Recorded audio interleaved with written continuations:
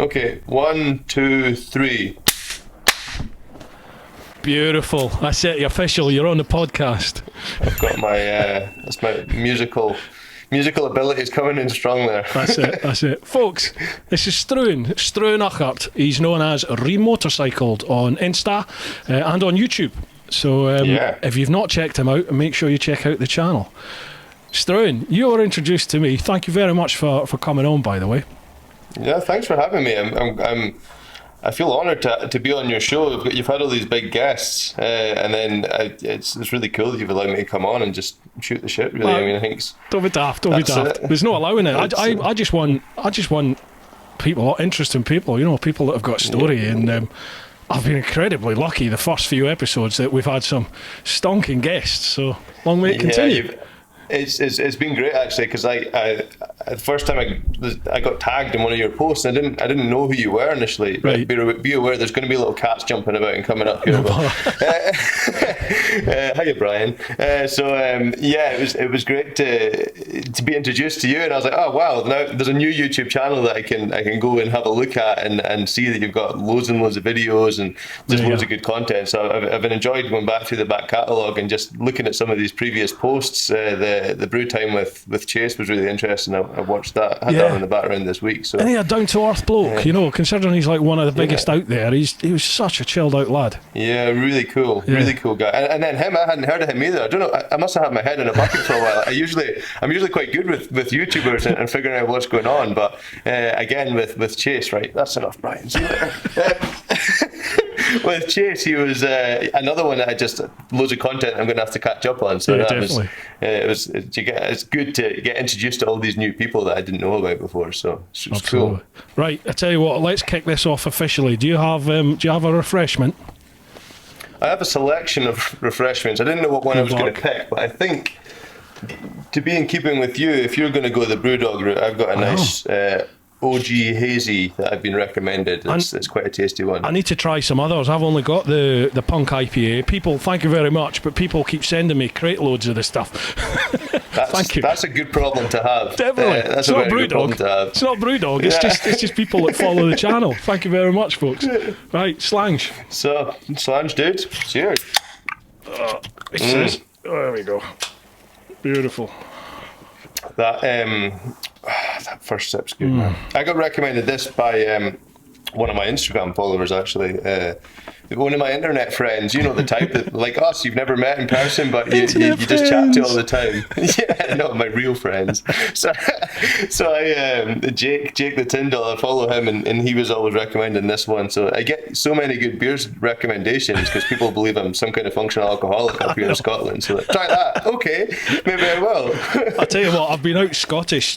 I don't think you could be any more Scottish. Struan Urquhart with ginger hair, a beard, sitting there drinking beer. Happy days. I know, I've actually got you can see it in the video that's recorded, but I've got a whiskey barrel next to me that I turned into a bar. So I think I'm kind of living up to stereotype as much as I can. So you just need a Tunnix caramel wafer and a deep fried Mars bar. You mean like this? Yeah. Can Iron Brew. Indeed. I saw you were drinking Iron Brew the other day. You were repping hard. That was good. I thought it had to be done, yeah. It was 8:30 in the morning for Chase. So I was like, it's 1:30, I think it was here. I thought, I can't really get away with it. 5 o'clock somewhere. Well, this is it. But I thought, I best not sit here cracking open a tinny. Yeah. People will start judging you. Oh, yeah. Right, I better introduce you, actually. Folks, if you've not checked out Struan's channel, his YouTube channel, or his content, basically, I'll do a quick surmise of it, and then I'll hand it over to you, Struan, if that's all right. Go for it, man. But Struan is a custom bike builder who... Am I right that you sort of you set yourself the challenge to enter competition at the bike shed, and then you've pretty much sort of learnt the process and are learning the process as you go and documenting it all in your vids and in your content? Yeah. Absolutely. Happy days. That's good. That's good going. Absolutely. Thank you to Lee. Massive thanks to Lee for introducing the two of us, and it's brilliant. I've been checking Struan's vids out; they're well worth having a look. So Struan, thank you. That was a quick surmise of it. Tell us a little bit more about yourself and what got you started in this whole YouTube game. So I an engineer by day. I did a mechanical engineering degree at university, and got a job up here in Aberdeen. Edinburgh University. Oh, the best. I did mechanical engineering at Strathclyde. Well, I did a year of it. Did you? Oh, that's a shame. Did you not get in Edinburgh?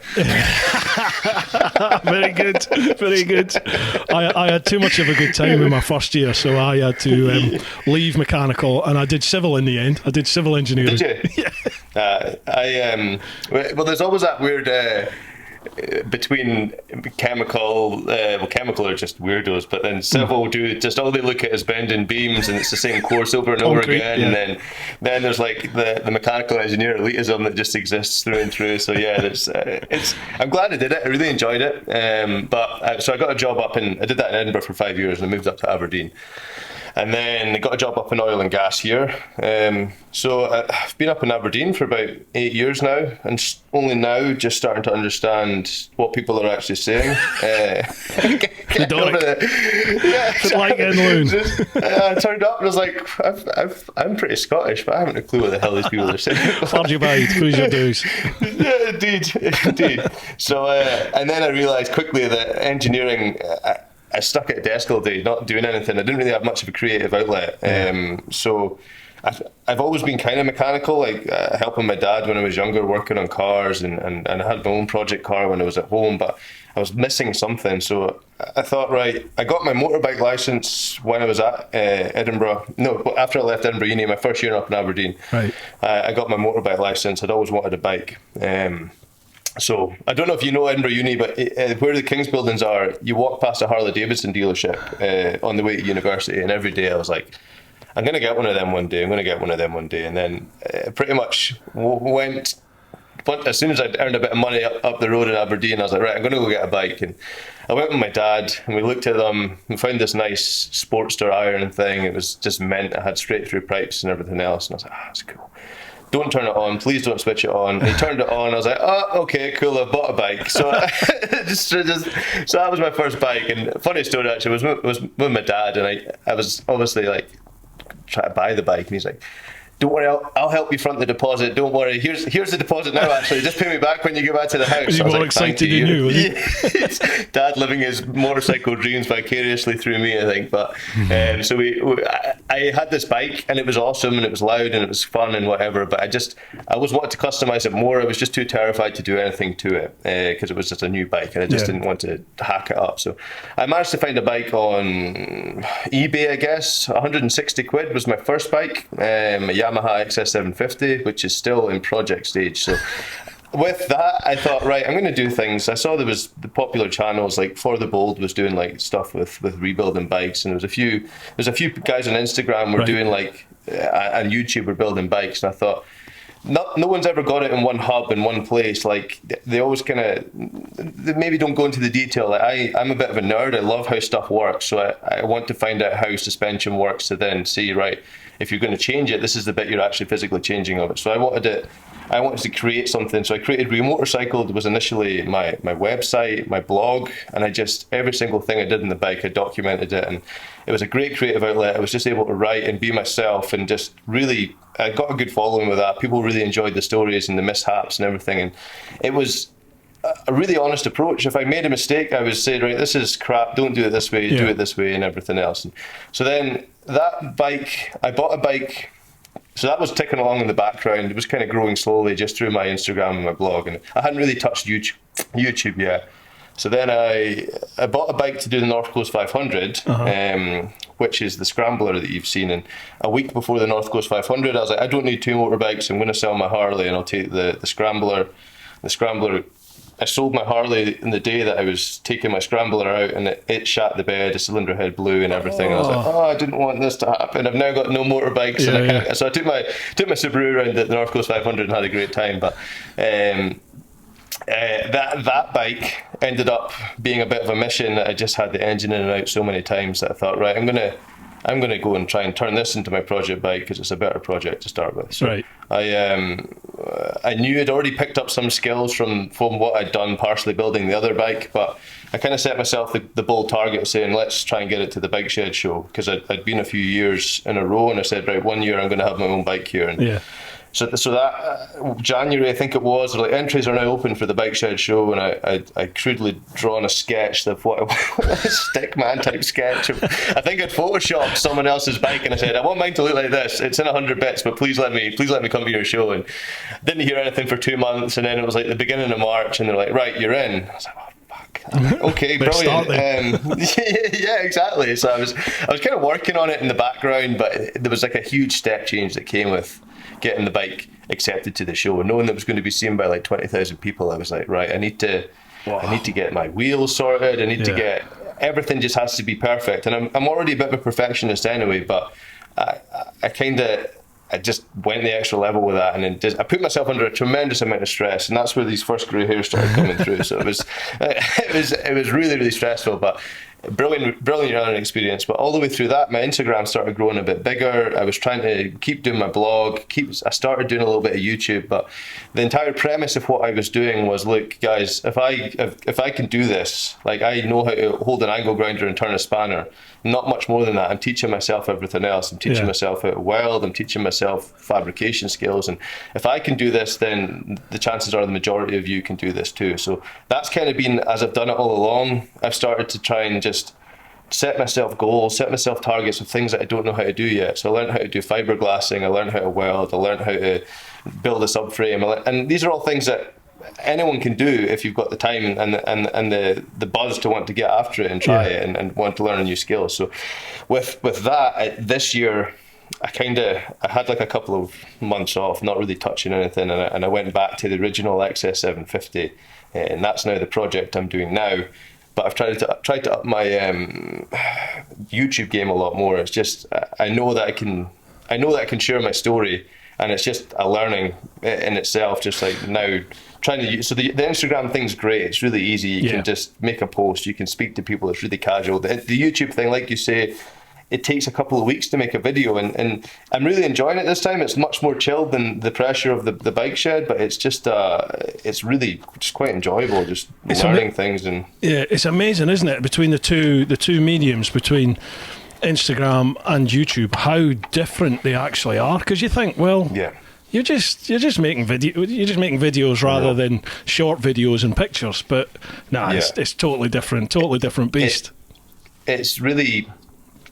And I guess, I think someone, was it yourself you were speaking to, it was a girl on a bike, I think it was, you were speaking about all the various mediums, social media outlets, and Reddit can be quite scary, and it's quite a daunting place, because it bloody well is. I've posted some stuff up in there and it's gone down a complete hit, and other times you post stuff and you're like, man, I'm getting flamed, and I have no idea why. They take no prisoners, do they, on Reddit? It was absolutely brutal. Instagram's quite good. You get a nice community, a lot of cool people that you speak to. But I'm enjoying YouTube, to be honest. I'm in the early stages, but it's growing. It's growing every week. Every time I put a video out, I tend to put quite long form content out. It's really detailed, but the people that follow it really enjoy it, which is nice. Definitely. And I've got a couple hundred people at the moment following me.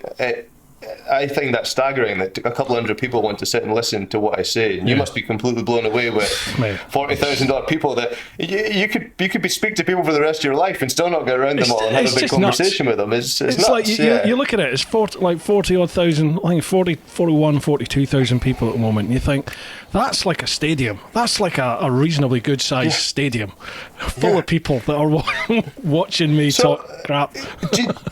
And it's brilliant. It's like I really enjoy all the reviews you do. The bike reviews are something I've really enjoyed watching. Especially the KTM one was hilarious because you just had such good fun with it. But the Harley one was the Harley one was funny as well. Like just this, you getting turned and actually liking this bike by the end, like thinking.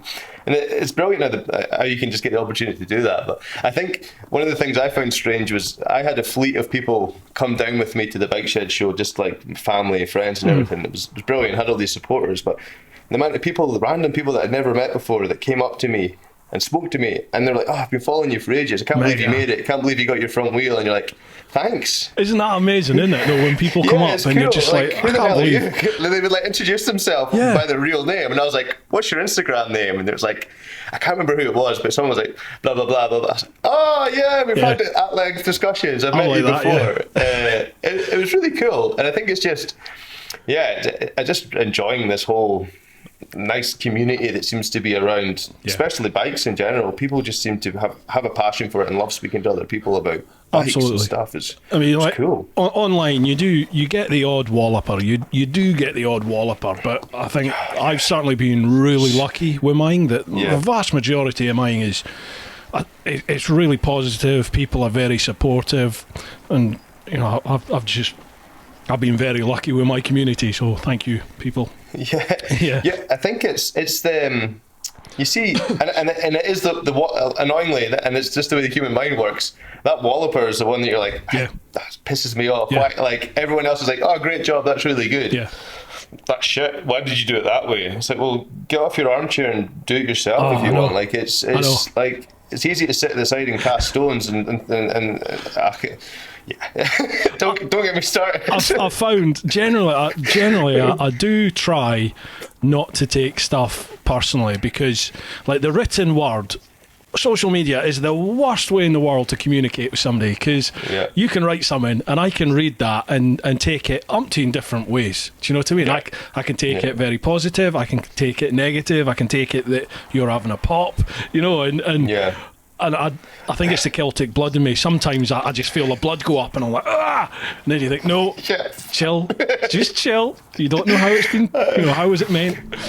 I found I'm the same, and the initial reaction is, who the hell do you think you are? And then so sometimes I'll type something and I'll be like, right, I'm gonna go away, and then I come back, and then I kill them with kindness, and I'm like, thanks for your feedback, really appreciate you taking the time to support what you're doing. Have you got any suggestions as to how you would do it better or anything else? And then often it's like, sometimes there are helpful people that just absolutely idiots and don't know how to tell you how, like, it's some people lack the ability to tell you a nice way or just in a civil way how something should be better. But for the most part, it's that I find killing them with kindness is enough to be like, oh right, okay, that's embarrassing. What I actually meant was this. Like, well, thank you for your help, you bellend. And also, I think I've you bellend. I've bit back a few times and people have gone, whoa, I didn't, that wasn't meant the way you've taken it. Just chill, and then you're like, you've got to sort of swallow your high horse. I find myself just having to go, I'm really sorry, I fucked up there, sorry. Let's start again. Friends. Friends. Right, so if you've watched this, you know how this works. I post up on my social media and people post loads of questions, and we'll start with Patreon, always over with the clan folk. Patreon.com/TeapotOne.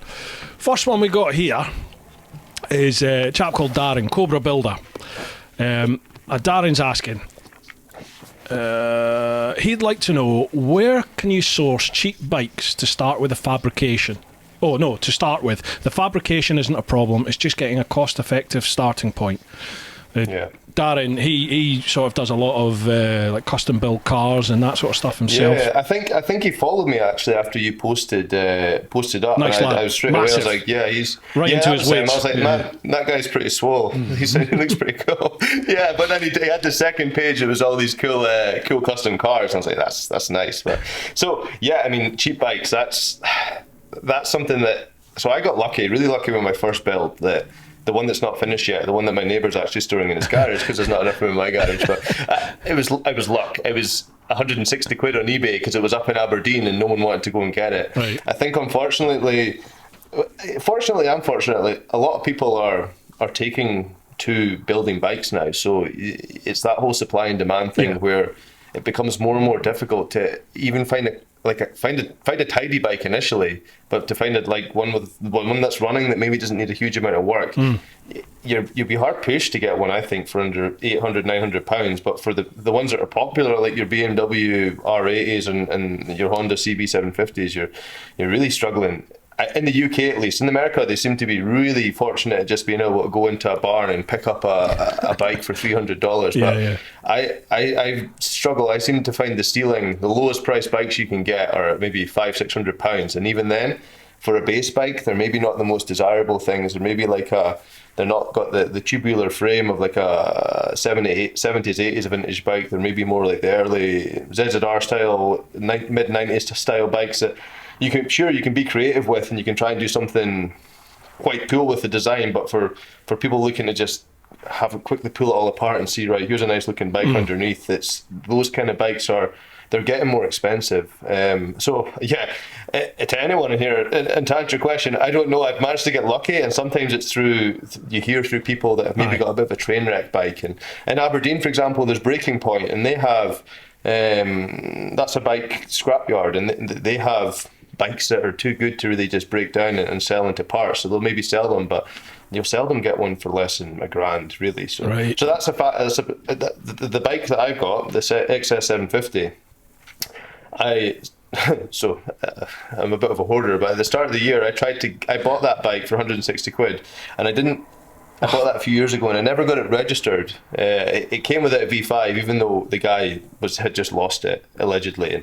And I waited 3 years until it was stripped down before I tried to apply for a V5, and the DVLA were like, oh, once it's all back together, we'll give you it. But I was like, but can I just have it now, please? Because I don't want to go and spend £1,500 on parts and yeah. And then they're like, no, you have to put it all back together. I was like, but I'm going to change the colour and I'm going to do this. And they're like, yeah, it really has to be back together. So instead of me being, oh God, what can I do? I hopped onto the forums. Forums are maybe a good place, actually, forums. And I managed to find something on a Yamaha XS750 forum.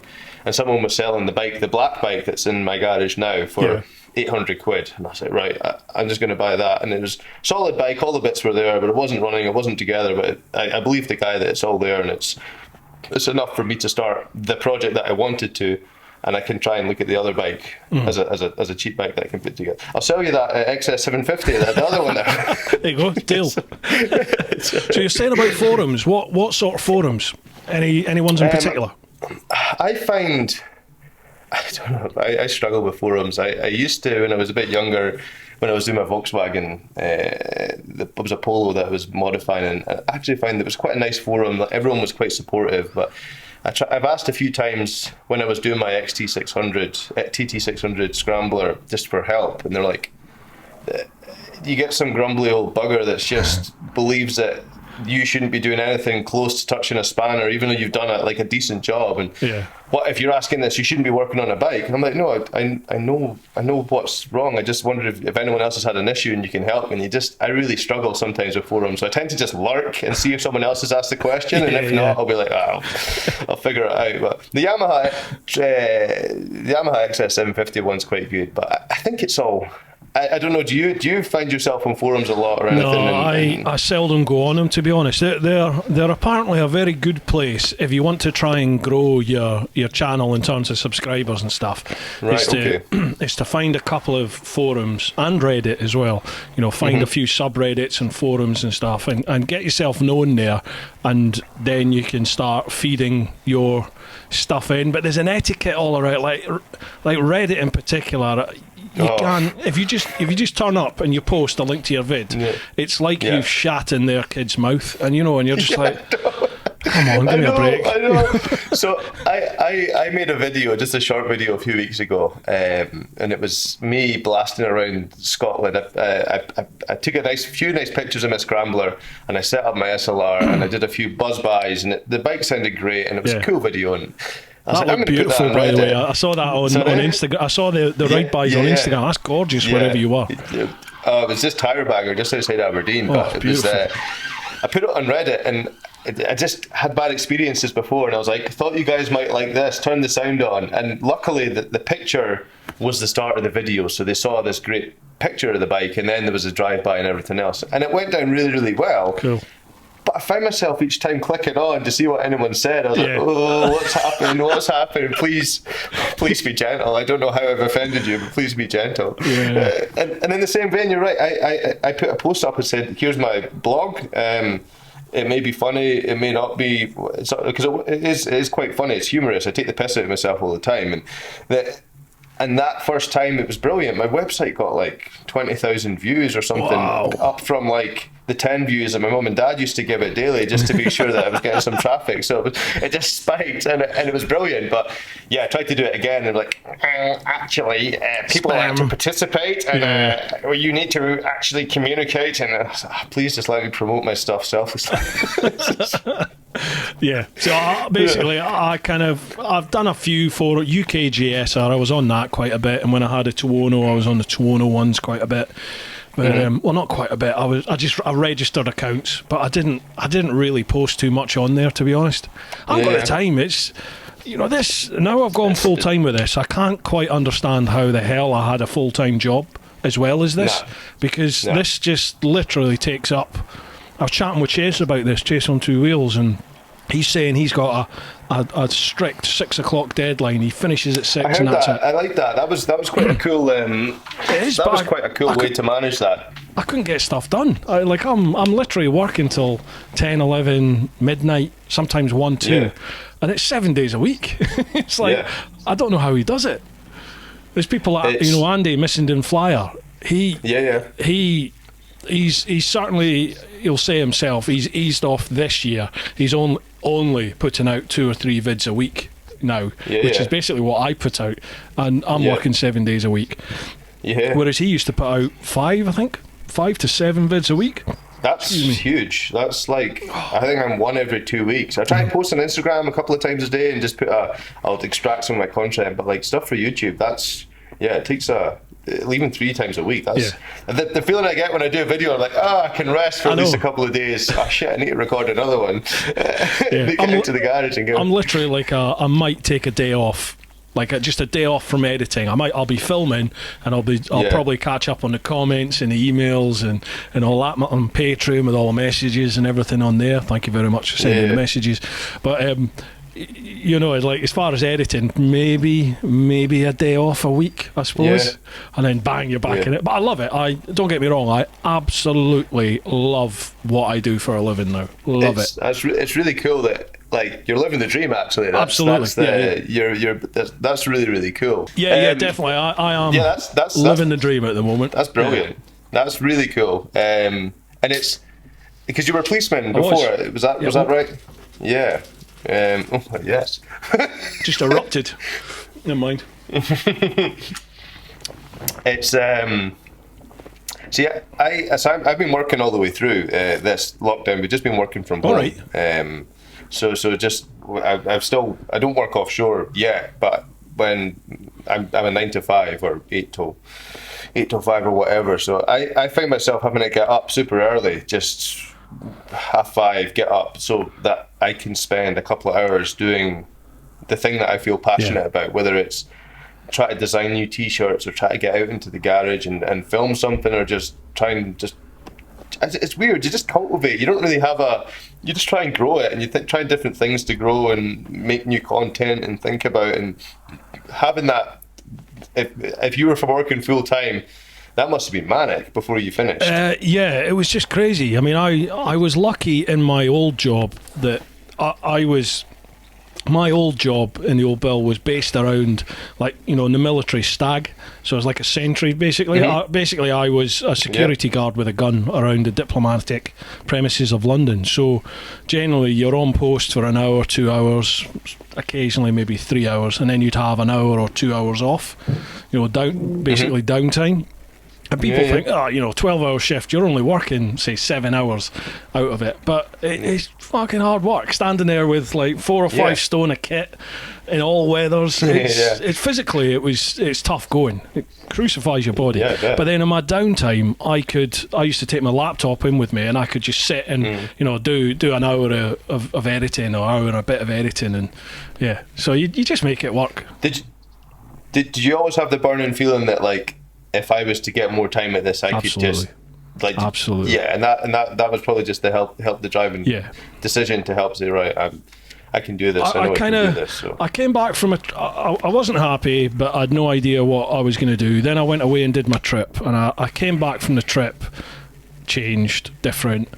and never really felt like I fitted in. I've covered this umpteen times. People will be bored of it, but I never really felt like. You went around the world, right? On a Yeah, motorbike. well, I mentioned it. Yeah, and I sort of came back, and just something wasn't right. And I thought, but then after a few years, and I got YouTube going. I sort of started YouTube properly end of 2016, I think, and that started doing quite well. And a couple of years at that, maybe a year or so ago, I actually resigned myself to just thinking, well, do you know what? I'm happy just plodding away, doing my thing. I can do my trips and my vids, and I'll fit that in around my day job, and my day job's a bit of security. I'm okay. Literally, I made that decision, and then I went on my police bike course at work. I went on that course, I came back, and my first day back at work, I got called into the skipper's office, the sergeant's office, and he basically said, you're not going out today. I shouldn't tell you this, but you're being served a 163, which is a notice of intended prosecution by Internal Affairs. And I was just like, what? And it was literally, I just made the decision, I'll just trundle along here. Then that happened. Yeah. Fast forward a few months, and these arseholes one governor, an inspector, she made the decision that I was a disgrace to the police, and I had to stop all social media activity. And at that point, it was just like, well, so it's either a choice of the old bill or doing what I love. Yeah. See you later, so that was it. Absolutely. That's the decision was an easy one Massively to make, right? easy. It was, I mean, sure. It's a total leap of faith. I had some money saved up just because for a few months, well, probably for a good 6 months, I'd been thinking, I'm not happy. I'm just gonna rein things in and save a little bit, and I'm so glad I did, because I went full time. A week later, lockdown happened, and all my sponsors went. Yeah, I heard that. Oh my gosh, what have I done? I've made a horrible mistake. All my tours were cancelled, and I was just like, shit. Yeah, but thankfully, that's a shame. Everyone's come back and it's working out. The world's getting back to normality. Hopefully, now, a bit more. How's things up there? Apart from America. Yeah, it's fine, to be honest. It's a bit. I mean, Scotland's been a bit more strict with the relaxing of the guidelines, but I mean, we're now able to see more people readily, and it's. I had my nephew was born during lockdown, and I wasn't able to see him. I just saw pictures of him, and then even when we saw him, you weren't really meant to hold him or see him either. So it's like this. I've still not held him. My mum and dad. And it's kind of weird, this whole, you're waiting on an email or a government announcement to say it's safe now, and you're like, okay, I guess it is safe. But it's just this weird. It's a weird it is, time, isn't it? Yeah, honest. I can't make my mind up about. I don't know. You got to do your thing, haven't you? I can't. I've not found it too bad, to be honest. I've probably drank a lot. I've got an Impreza, and I have literally replaced my horrendous fuel costs with beer costs. So it's not as if I've been like, I've saved 200 quid a month because I'm not driving to work anymore. Yeah. It's like, I'm probably actually spending more because I'm petting Brewdog like it's going out of fashion, especially at the start of lockdown. But I've been quite lucky. I've got the garage, I've got the gym out back, like I've got my guitars at home. All my hobbies they're at home anyway. I hate people, so I don't really go out anyway. I was gonna bring up the gym, because Jesus, you post some of your gym work on Instagram. Fucking hell, man, that's some weight you're shifting. If it wasn't for that gym, I genuinely think I'd be obese after this lockdown. So that's been the saving grace. No, I'm going quite fortunate. I've got a friend that's. His name's Cast Iron Strength on Instagram, but he's a full-time strength and conditioning coach, and he's used to train Edinburgh Rugby, but I'm good friends with him. And I met him when I was at uni, and he was into powerlifting, and I'd been lifting for a while, and I thought, he's like, you should get into powerlifting and give it a try, see what it's like. And I was like, okay. But straight away I mistaken powerlifting for eating everything in sight, so I used to have quite a bad habit. Do you remember the old days when you used to be able to walk into Greg's with 40 pence and you'd walk out with like 3 carrier bags full worth of shit? You just well, like, it got to the stage where like it was called the Greg's diet, and I used to get called the Thumb because, well, you can figure out why. It was kind of a bit chubby, but and I didn't have a beard to hide it. But I used to go into Greg's, and it would be a sausage roll, link sausage roll, a pastry sausage roll, a fudge donut, a yum yum, and a pint of tea with 3 sugars every morning. Yeah, and I'd smash like 1,500 calories before I got to uni. And the guy used to be like, "Oh, is it the usual, boys?" And like we were like, "Right, it's time to stop going to Greg's because it's getting out of control." So I was able to get quite strong in uni, and then I realised I looked like a fat piece of shit, so it wasn't really quite appealing anymore. So I kind of leaned down, and I've kind of always I've maintained a lot of that strength ever since. I had a horrible trapped nerve last year in my arm, and it meant I lost about 8 kilos and a lot of strength. Jeez. But that literally, I got the all clear. They gave me like what was it called? Nerve conduction study. I got one of them done at the start of the year, and they were like jamming needles into your hand and running electric shocks everything down it to make sure it was. Yeah, and to be honest, they gave me the all clear, and I think that was like a mental barrier that was like, okay, so it's nothing serious. Before then, I was just kind of couldn't really do much, slept in a splint for about a year. So if you look at my videos from last year, I'm quite a bit smaller and thinner, but it's been good just to get back into the weights again. This lockdown's been really good for me. I feel bad for the folk that haven't been able to do much with the gyms closing, but with me, I've been quite lucky to offset the beer belly. So no, it's good fun. I like it. It keeps me. It gives me something to do. I've been doing it so long now that it's just a thing I do in my day. It's not a huge hobby. It's my level of fitness. I go in and lift some weights and get it over and done with. So how about you? Do you? No. I used to. I mean, I used to be fairly heavy. I played a good level of rugby. I trialled for Scotland back in the day, but I didn't make it. I trialled with Jason White, the old Scottish captain. I used to play against him at school. I went to uni with his sister. Hi Joanne, by the way, if you're watching. I went to uni with his sister, and it was just weird, like Jason and I both trialled. He made it, I didn't, and then I just sort of watched his career and it was like, Go Jason! I literally sort of, I think I started playing for Strathclyde Uni. I broke my leg, and that was pretty much the end of my rugby days. I had a couple of games for the Met when I moved down to London, and that was it really. And I've just got fatter and fatter ever since. I find a beard is a great way of. It's also a horrible way because like you put on weight and you don't realise it because you've got this big beard, but it's also a great way just to be. So I have visions. The reason I'm trying to grow my hair, like it's not purely a lockdown look. I'm trying to grow my hair, and I have visions of me looking like Thor out of the early movies, and I think in reality I might actually end up looking like Thor out of the later movies. When he's like that fat alcoholic that's just wears sunglasses all the time. I think you'll be alright. You got that body dysmorphia or whatever it is. Yeah, I'm the same. I've got no chin. Even like when I was fit, I had no chin. It stops. That's what I'm like. Yeah. So this just sort of gives me some illusion of chin. It's a mighty beard actually. It'll be. It's getting there. A good double. Is he going to keep growing it? I've been growing this.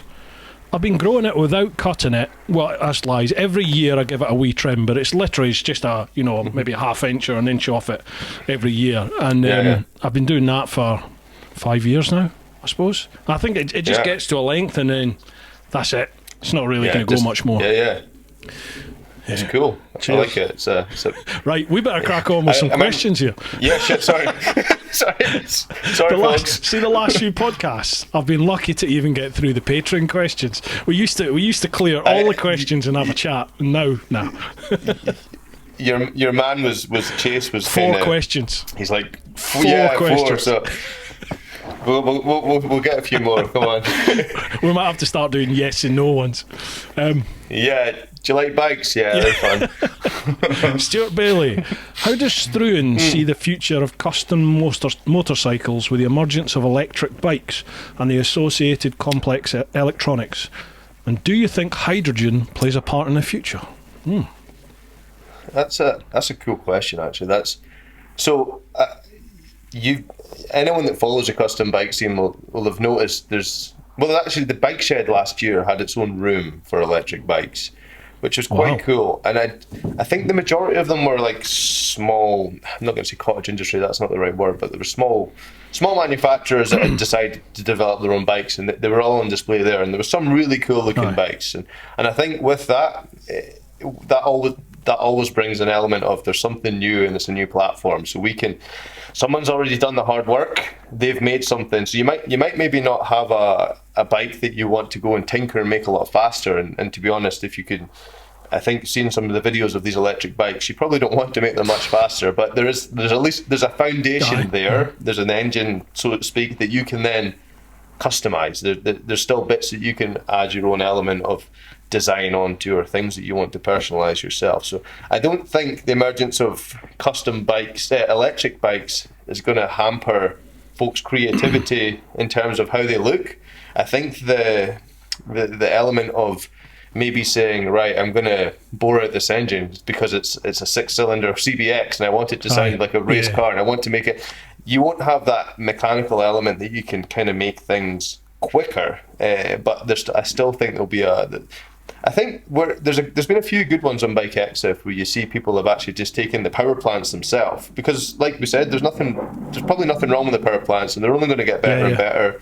Battery life's going to get better and better. So if you can overcome the shortfalls potentially with a lack of sound and a lack of that atmosphere that comes with a bike, but make it better by enhancing it the way it looks and making it your own, I think it will still survive. And I think that's going to exist through the car industry as well. I mean, I love the sound of an engine, and I love the smell of petrol, and it'll probably take me a long time to come to terms, but there will be a point in my lifetime where there will be things that are purely electric or even hydrogen based. I don't know where we're at in terms of hydrogen based technology. I know Honda have got that, the car they've tried to commercialize and run off hydrogen, but I think there's one along the road from me actually, and it's about 80 grand. And if you give me 80 grand, I'd rather buy a used Audi R8 V10 manual and do that. So like, it takes a certain type of person to pay that technology, pay for that technology, and for that to become miniaturized and packaged up into a way that it looks like a motorbike. It might end up actually looking like a sidecar with a motorbike to be able to handle all of the additional gubbing. So I think electric bikes, yes. I think hydrogen powered bikes, there's probably a question as to, is there a real commercial benefit to running something like this? Is there enough motorbikes in the world? Yes, there is in Southeast Asia, but is there enough in the world that dictate the benefits of clean burning energy that a hydrogen-based bike would bring?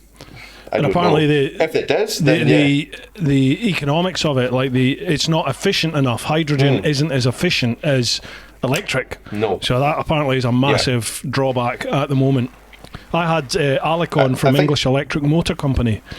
Don't know if you. They were at the bike shed. And he's a really interesting guy to talk to, because he comes like yourself. He's a custom bike builder from his origin, you know, like into petrol and everything like that. And he reluctantly ended up sort of sampling electric bikes and fell in love with them, and that then led to his business now with English Electric Motor Company.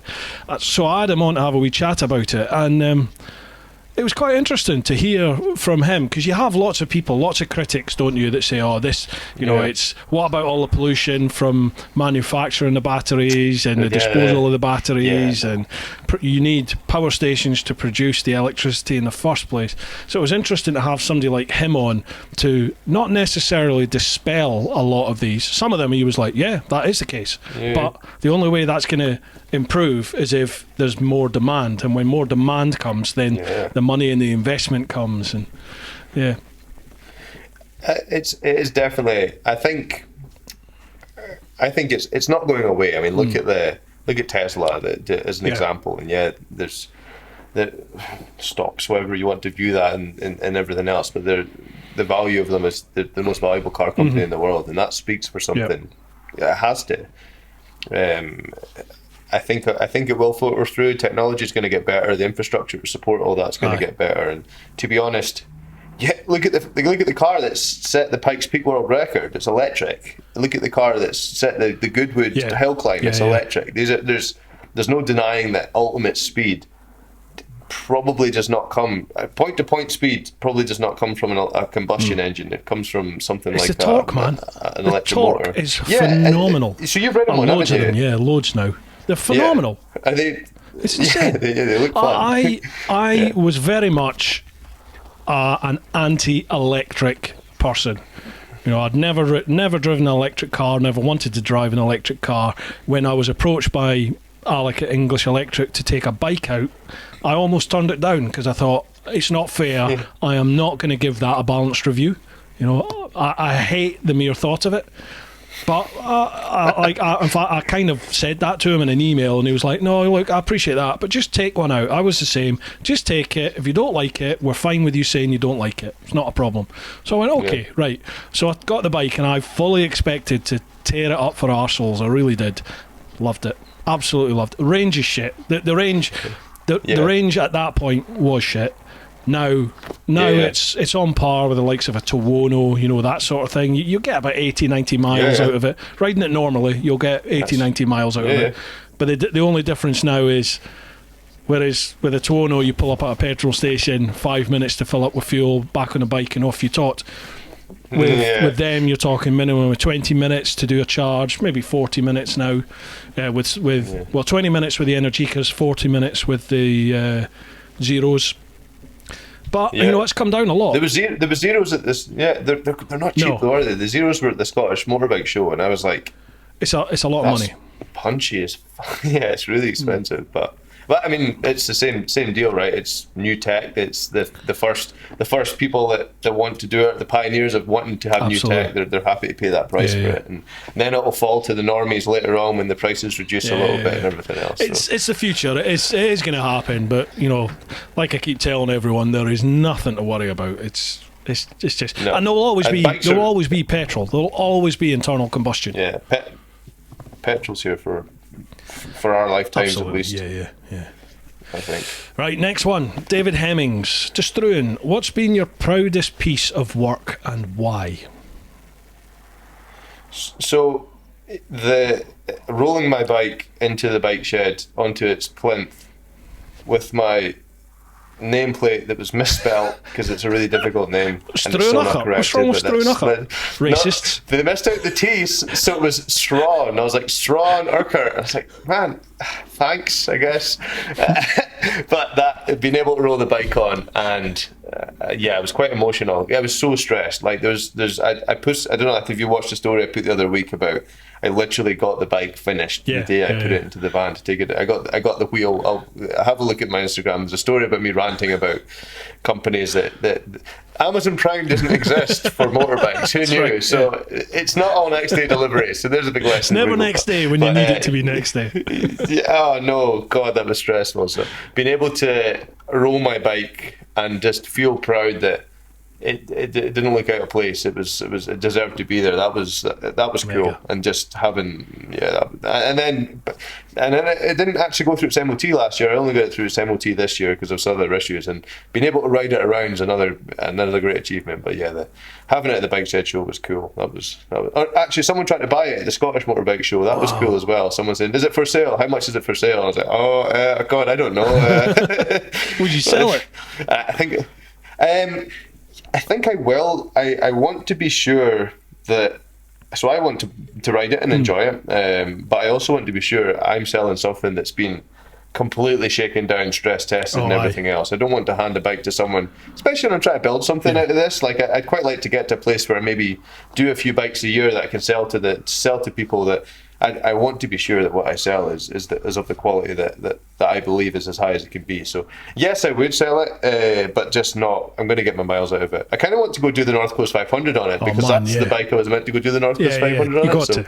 And I need to speak to you actually about what the best. Just one camera and one mic set up, so I can just ride and chat shite and record good roads and just do like a 5-7 day vlog thing. Imagine going up over Applecross and that, just having the. Mate, if you want to do a joint thing, I will bite your hand off. You know, you do your own thing as well if you want. But if you want to do something with me, cool. I'll be well up for that. Yeah, that'd be cool. I'd be keen for that. And if it breaks down all the way, we can use all your different sponsors to help get Struan a KTM to get him around the North Coast 500. Because I'm like that with money, me. Oh, absolutely. Yeah, exactly. And then Brewdog could sponsor us for night times. God, this has turned out to be a brilliant. Sounds so trip. easy, doesn't it?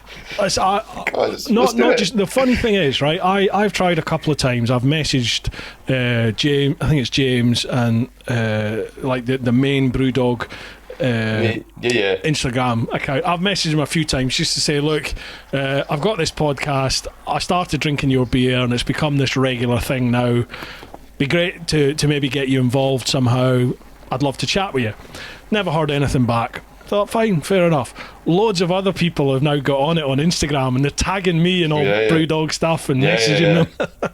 But still nothing. So I mean, they're just up the road. I could go and speak to them if you want. Brilliant, thank you. With or without a bat, either or. Like I don't know what approach is going to work, but yeah, that would be cool. Imagine something like that. You'd know you'd made it then when people were supporting you with sponsored beer. It was really weird that because I remember before. I remember hearing about this beer that had started back up Port, because I'm from Mintlaw, up near Peterhead, Fraserburgh. Yeah. And obviously their place is in Ellen, isn't it? And which is just down the road, more or less. So I heard about this beer, but it was sort of a cult thing, and that was that. I went away on my trip, and I turned up. I was in Japan, and I was out with some people in Japan, walking down. It was right near Fukushima, you know, the nuclear place that went. Well, it was really cheap, so obviously I went there, booked into a hotel because it was nice and cheap. So I'm out in the street going from bar to bar, and I go in this bar. Like an extra arm growing out. Yeah, and they had Brewdog in this bar, and it was like, what? Eh? And the Japanese were going crazy for Brewdog. It's like, wow, this has got big. Did you? I guess you were you like your whiskey as well, do you know? Yeah. Were you like a kid in a candy shop over the other side with all these weird Japanese whiskies that are really difficult to get? At that point, I wasn't. At that point, I was not into my whiskey. I'm late to the game with whiskey. I met my father-in-law, obviously when I met my missus, but he is right into his whiskey. He's an Englishman from a place called Retford, north of Nottingham, and he is right into whiskey. So the first time I met him, he was like, you're Scottish, right? Both opens up like this treasure trove of whiskey cabinet. Yes. And I'm like, oh god, because I did not like whiskey by that point, because the only time I'd had whiskey. You got any grouse? I want to put some grouse and coke together, please, mate. When I was about 13, 14, my best mate at the time, Roy Thane, you bastard, Roy Thane, I was at his house after Christmas, and we were sat in his living room, and he raided his dad's drinking cabinet and he poured me half a pint of whiskey with some water in it, and he gave it to me, and I'd never tried whiskey before. It was like grouse, Bells or something, and he's like, there you go, have that, because I used to have, I don't think I've got any more, but I used to have a really good swallow. I could down a pint in like 2 seconds. So he was like, hey, I'll get that down you. And I was like, oh no, it's horrible. And he was like, quick, my dad's coming, drink it. So I was like, fuck, stalled it. So scald like half a pint of whiskey with half a pint of water, and he did that to me 2 or 3 times. I kept falling for it, knocking it back, paralytic, absolutely paralytic, comatose. He had to take me, like I was throwing up blood and out in the streets at like 4 o'clock in the morning. Couldn't touch. That would like level a full-grown human as well. Never mind. I was like 14, and I could not touch whiskey after that. But then I meet my father-in-law, and he's offering me whiskey. I'm like, I'm going to have to man up here and try it. So he'd pour me a shot, I'd drink it, and it was proper malt whiskey, it was nice. So I'm like, all right. Nice, so I go pour him one, and I'll pour one a little bit bigger, and we drink that. So he's like, so he a bit bigger. Next, we're drinking like full on glasses of whiskey. We had a bottle and a half. Bottles don't last long. A bottle and a half of whiskey between us, and we were paralytic. And literally from then on, I've liked whiskey. So that's it. I've got into it in a big way. More recently, my brother, he's got a fantastic collection of like he must have about 40 bottles, 50 bottles just in his house of nice ones that he's accumulated over the years, and the odd one that you just have as a go-to. But we went as a family a couple of years ago to Isla, because my mum used to go there when she was a kid, and she wanted to take us back there, and we were like, well, yeah, we'll go to Isla. Funnily enough, we don't care about the island, but there's all these distilleries here. It's literally whiskey haven. So that. Oh yeah, and Ardbeg and Bruichladdich, which is one of my favourite whiskies, is from Isla, and it's cool place, very cool place. Have you been? No, believe it or not, my first girlfriend, my childhood sweetheart, Sandra McIntyre, she was from Isla, and I always, when I started getting into my whiskies, it was like, oh god, Isla, yeah, I remember Isla. Yeah. God, I miss Isla. I mean, whiskey. God, what? Right, dear. Enough of that. Let's get on with questions. Tony Hannum. Question for Struan. Which do you find easier to custom build, the old style bikes or the newer bikes? I.e. the old school bikes versus the gadgets on bikes these days? So, I mean, I'm still early into my bike customization career, but the mechanical engineer in me is less daunted by the fact that you haven't got countless pressure switches. I mean, I watch the guy Thornton 100 motorcycles guy Jody, I can't remember his second name, down south, and he'll rip a new Triumph apart, and there's like these alarm tilt sensors. He's having to build brackets just to fool the chick sensor. He's got a guy in to help him overcome certain parts of the canvas wiring, and it just confuses the hell out of me. I think for me personally, my comfort zone is something older that's it's easy, it's simple, it's mechanical. Yes, there's still electrical systems, but the electrical systems are the lights or the alternator and the ignition system. I think my next plan after this is to try and find a bike that I can get in ready supply, that isn't expensive, that I can say maybe like a KTM LC4 or something like that I can say, right,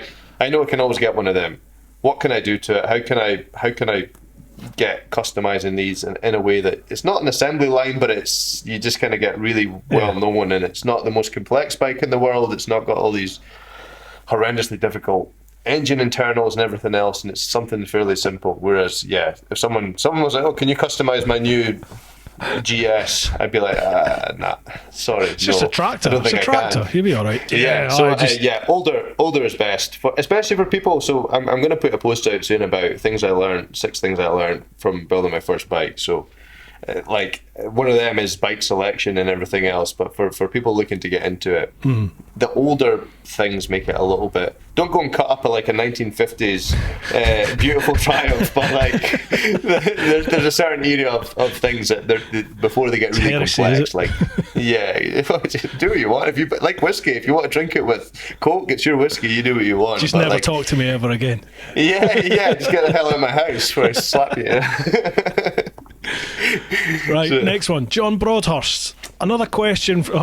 John works on the bin. He works on the bins. Funny. He listens to the podcasts whilst he's doing the bin run in the morning, and he's got all the lads in the cabin listening to it now. So hello to everybody. Another question from the bin lads for you both. Which would you rather do? Trap your finger in between the chain and sprocket, or stick your tongue on the hot downpipe? Oh, Jesus. Tongue. I don't know why I said that so quickly, but for some reason burning my tongue doesn't seem as bad as mutilating my finger, because those sprockets are spiky as hell. Jesus Christ. And there's no, like, it would crush you. Maybe it would lift would it lift the chain? I don't know. It'll take the tip of your finger off. We had a skipper at work, Tony Spalletti. He was cleaning the chain on his bike, and he popped it in a paddock stand, whacked it in first gear, had his cloth on there, give it a wee spray, and while he's doing it, he got his finger caught in it, and his finger went straight through the trap between the chain and the sprocket, and it took the tip of his finger off. No, thank you. I think, that I'd rather lick a downpipe, which is something I don't think I'd ever say, to be honest, out loud. But please, bring it on. We're in the modern times. We're in the modern days. Don't worry about that. Be who you are. And anyway, we're used to having dodgy accents, so if you've got a tongue that doesn't quite work, who cares? That's just the way it is. Exactly. People will be like, So, are you Aberdonian? You'll sound more like from the Western Isles, though, wouldn't you? When you yeah, exactly. Right, next one. Pete English. What is the most unprofessional thing you've seen someone do? Well, in general, or just in? Okay, let's do it. Let's do it in both, in work sense and in bike sense. Oh God. Like in bike sense, like I'm not going to name and shame people, but you see things. Nah. No, like you watch. you sometimes see things and you're like, I can't. You can tell people are taking shortcuts because they know, like, it's a thing that won't be seen. But like, it doesn't matter if it's not going to be seen. If it's your work and you're putting your time and effort into it, it's going to be. So I guess from a bike sense, unprofessionalism for me, and I have seen it time and time again, it's just when people are like, it'll do. Oh, no one's going to see it. It'll do. Let's just throw it back together. Or, are you going to change that? Nah, no one will see it. Yeah, but you're trying to sell this. Like, someone's trusted you to buy something, and you're. I don't know. The mindset is, and that's probably why I'll never be a successful. Not just in bike builders. Like the time I agonize over things that people will never see is probably too far the other way, because I'm like, oh, that's not perfect. That line doesn't line up with this and doesn't line up with that. There's probably a happy medium between the two of it. But you do go to these kind of shows and you think, oh, like that's going to be a 20 grand bike, and that's probably not how it should be in my opinion. So professionally, I've worked offshore before, so I mean I probably can't share a lot of those stories before. It's just like my dad used to work offshore. He was a quantity surveyor in the oil and gas, so he's worked all over the place. He's got some stories. Yeah, I mean, general. I mean, you'll have seen it. God, you'll have seen your fair share of assholes with the police, and it's. I think in a professional scenario, just people who are let their emotions get the better of them and get really angry. Or I don't think I've ever been. It's not a lack of passion, but I don't think I've ever been to an extent where they feel the need to shout and scream in meetings or belittle someone or just kind of. It's at the end of the day, it's a job, but at times you do see that. So. From an unprofessional point of view, you do see it. It's just people being dicks, to be honest. When they shouldn't really. It's just part of life, isn't it? It's just being human. Nobody. I don't think there's a single person out there. You can prove me wrong if you like, but I don't think there's a single person out there who's perfect all the time. Everyone has. Yeah. Well, not even off days, but everybody will make an incorrect decision at some point. Yeah. It's just life, isn't it? Mm-hmm. Yeah, it's just the way it is. Agreed. Yeah. I think what's yours? Have you got any bad ones? Do you remember? For me, I think with me, I can bite. I can bite very quickly without. If I don't take a little step back and just go, right. Yeah. Let's chill. If I don't, then the proper Scottish temper can come out, and I, and I need to watch that, because a lot, like 90% of the time, there's no need for it. 90% of the time, it's just me. I've interpreted it wrong, so it's just chill, or maybe somebody hasn't meant it the way it's come across. So I am. But you got to be sure that they haven't meant it the way that you said. This is true. This is true. But then I kind of. This sounds bad. Before I joined the old Bill, I was a doorman, a bouncer in Glasgow. Mm-hmm. So contrary to what everybody thinks about that, I think we were quite. My little group that we had in the clubs that we worked, we were quite a professional bunch. So you would talk. Hitting somebody was a last resort. So you would always try and talk your way out that situation and de-escalate it whenever you could. Sometimes you can, sometimes sometimes someone just needs the side of the head. Sometimes they need a scalp. Sometimes they just need, you've got to do what you've got to do. But 9 times out of 10, you can rectify a situation. That's the same in the old Bill.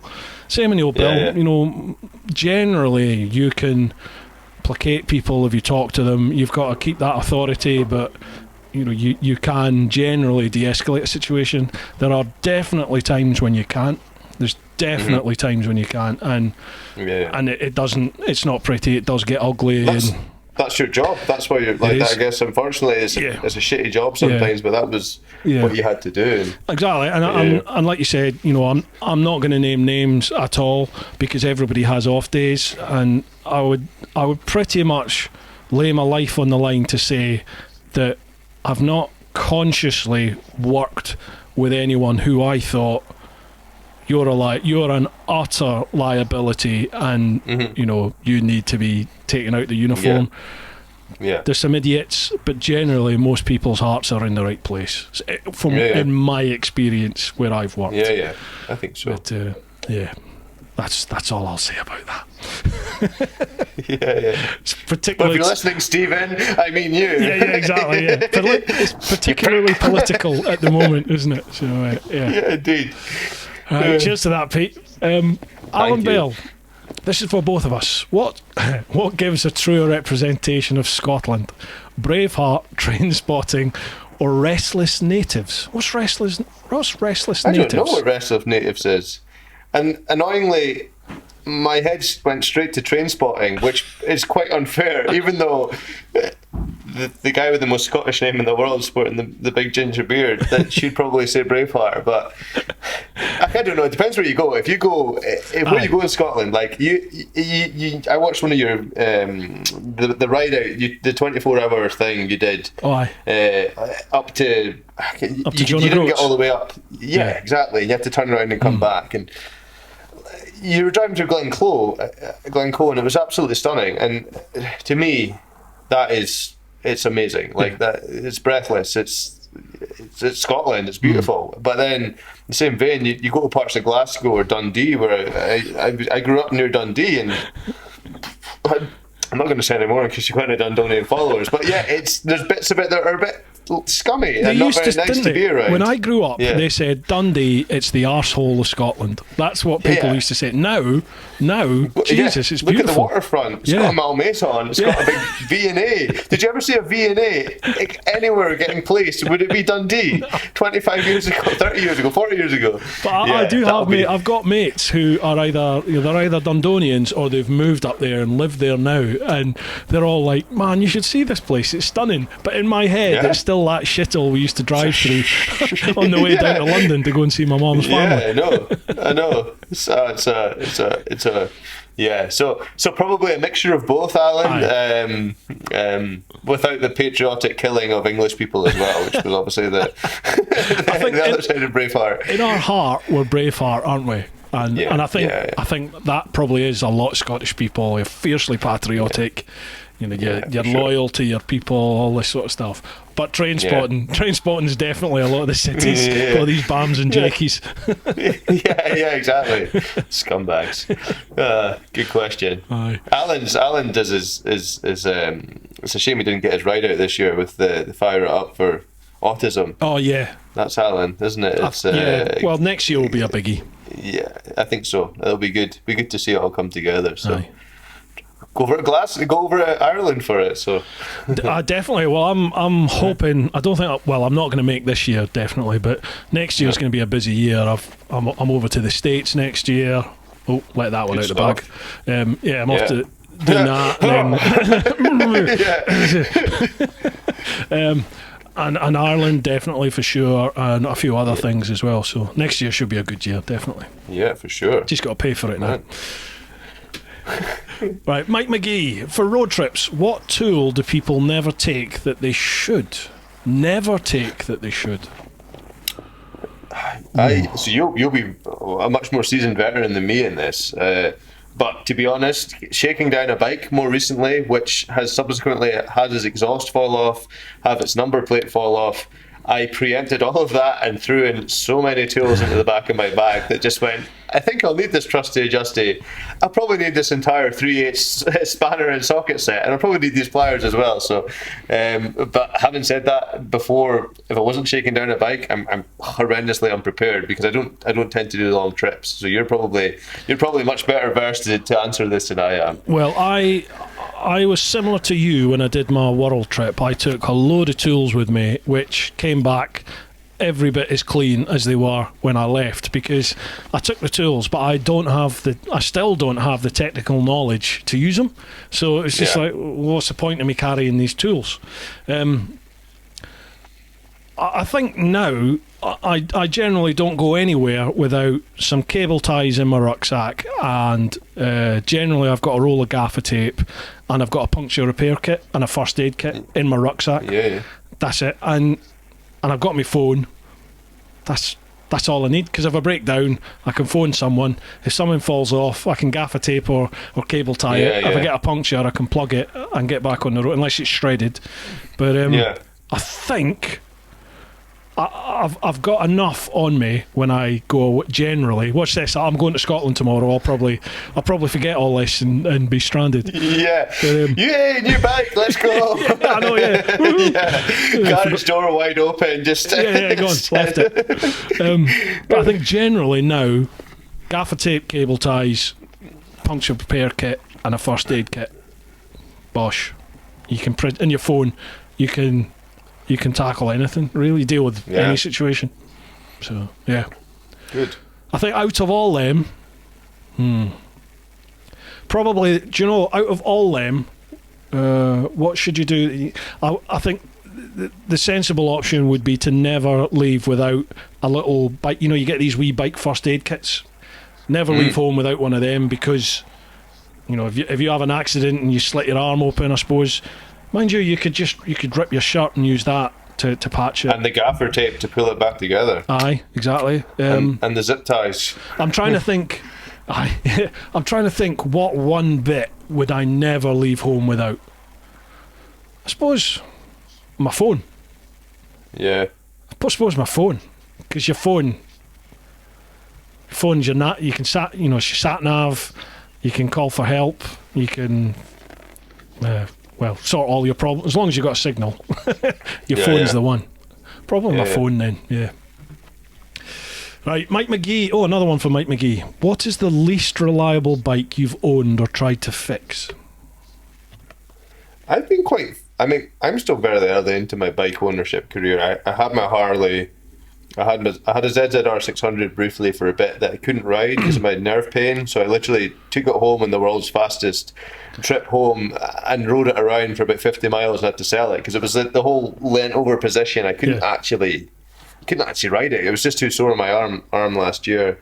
Had a Honda Rebel. To be honest, the Scrambler that I've got now, because it shat the bed, even though that was my fault. I probably could have noticed that there was maybe a cylinder head leak. I had this, and you've probably had it when you go and buy a bike, you get blinded and you forget to ask questions. Shiny, you're like, look at that bike. Shiny. 1989 Scrambler, that's the coolest looking thing I've ever seen. Get me that. Do you want to hear it? Yeah, turn it on. Oh, that sounds good, let's buy it. And so that had a few issues and it broke down a few times, but I mean I've had a relatively short bike ownership life in terms of the amount of different bikes I've had. So I think my Harley broke down. No way. I was going through a bit of a bad patch where I'd ended up having to split up with a partner and I had to buy my own house again, and I was quite strapped for cash, and my Harley was the only thing that I enjoyed at that time, and it started misfiring, which was quite difficult to tell on a Harley at the best of times, but it did start misfiring. And I tried to get a local Harley guy to look at it, and he's like, I don't know what's wrong with this. And I was like, right, okay. So Harley came and picked it up and took it down the road, and they were like, oh, it's the ECU's gone. And I was like, what? Wow. It's an 8-year-old bike. 7-year-old bike. How the hell's the ECU gone? Yeah, it just happens sometimes in these things. And I was like, all right, well, there's not much I can really do, is there? So, and they're like, yeah, it's going to be 1,200 quid to replace it. And I was like, oh, all right, I just can't really afford that. Okay, that's fine. And then they're like, and because you've got the Vance and Hines short shots, you need a remap. It's a stage 1, so you're going to have to pay for a remap as well. And I was like, can I go without remap? And they're like, no, not really, because it'll be, and they were probably speaking the truth, to be honest. I think it was like 1,400 quid out of nowhere. This bike just died, and I was like, this shouldn't die. It's a tractor. It's an old clunky heap. It's not something that should suddenly break. So yeah, probably my Harley actually. I'll leave the Scrambler out of this. My Harley was quite unreliable and it stung me a lot of money, and I quickly sold it after that. But it's one of these things, leaves a bad taste in your mouth, isn't it? Like you spent a lot of money on it, you should keep it, but in reality you're like, I hate this bike, I'm going to set it on fire. There's two that spring to mind with me. When I came back from my trip, I decided I wanted something different than the Gixxer, and I went, and I'd always wanted a Tuono, so I went and bought a brand new 2014 V4R Tuono. Beautiful, amazing. Had an Austin Racing slip-on can. It's like a plant pot, the GP1 can. This thing was so loud. It was amazing. It's the most antisocial bike I've ever owned. Loved it. But oh god, within 4,500, I rode it down to Spain. I raced my mates on the ferry. I rode all down through France. Obviously I got there in like 12 hours, whereas they're on a 24-hour crossing. So I got to Bilbao and it's like sit around for 12 hours. Go back to the Pyrenees and go up over the hills again. But by the time I got back, I had like 4,500 miles on it, and the bike just started to be an utter pig. It would. Really? I'd pull up at a roundabout as you came up to like the entrance onto a roundabout. You sort of pull the clutch in, have a little look. Right, I can go now. Let the clutch out, hit the gas, and the bike would die. And you're like, oh. And it kept doing it. Nothing inspires confidence like a bike dying when you really need it to not. Exactly, yeah. And then I was still in the old Bill at the time, so I was leaving the house at like 5 in the morning, 5:30, and through the winter the bike was just like, I'm Italian, fuck you, this is too cold for me, I'm not having this. So it wouldn't start. It was a pig. So I ended up getting rid of that, and then I had a 2015 Triumph Explorer, which was amazing for about the first 4 months, and then I took it to Wales with my wee mate Si, and we were doing some recce runs for some trips over the Brecon Beacons, and we're caning it. We're having a really good time, and the engine blew up, and it's because on those Explorers the oil and the coolant is kept side by side, and it's separated by like a 10 pence piece sized rubber seal, and that seal failed, so the oil got into the coolant, solidified the coolant couldn't get around the engine overheated. So that was that. Back to Triumph, they fixed that, and then it was just literally in the space of the next 4 months it went back 7 times. Like the CO2 sensor came loose. Oh god, the main gasket went. There was all sorts. You want it to be. Yeah, not that stuff. Not so much stuff shouldn't go wrong. Yeah. Like it should just be, I bought this and I want to enjoy it. And yeah, there may be teething issues now and again, but yeah, that's a long, and it definitely probably dampened your enthusiasm to keep that bike as well a bit. It did, because at the time there was 4 of us, 4 of my mates. We all went within a couple of months. We all went from sports bikes, and we all ended up on Triumph Explorers.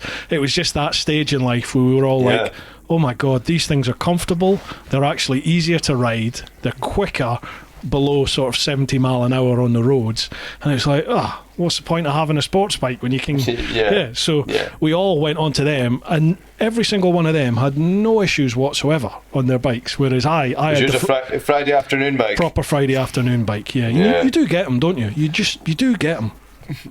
Shame. And it's a shame, because it did dampen my spirits for that bike in particular. But I've started to do a few Triumphs now. I've got a couple of Triumphs coming soon actually, and it's have you? Yeah. I can't wait to start trying them and seeing. Yeah, for sure. That'll be cool. I've got the new RS, the new Speed RS. Taking that to, I think I'm taking that. It's either the Pyrenees or Picos. That's coming. It's coming on one of my trips with me, so I'm looking forward to that. Yeah. That'll be good. Yeah, definitely. Up in the mountains, it'd be awesome. Yeah, that'll be brilliant. That'll be so good. Yeah. Such a chuckable bike as well. I've never ridden them.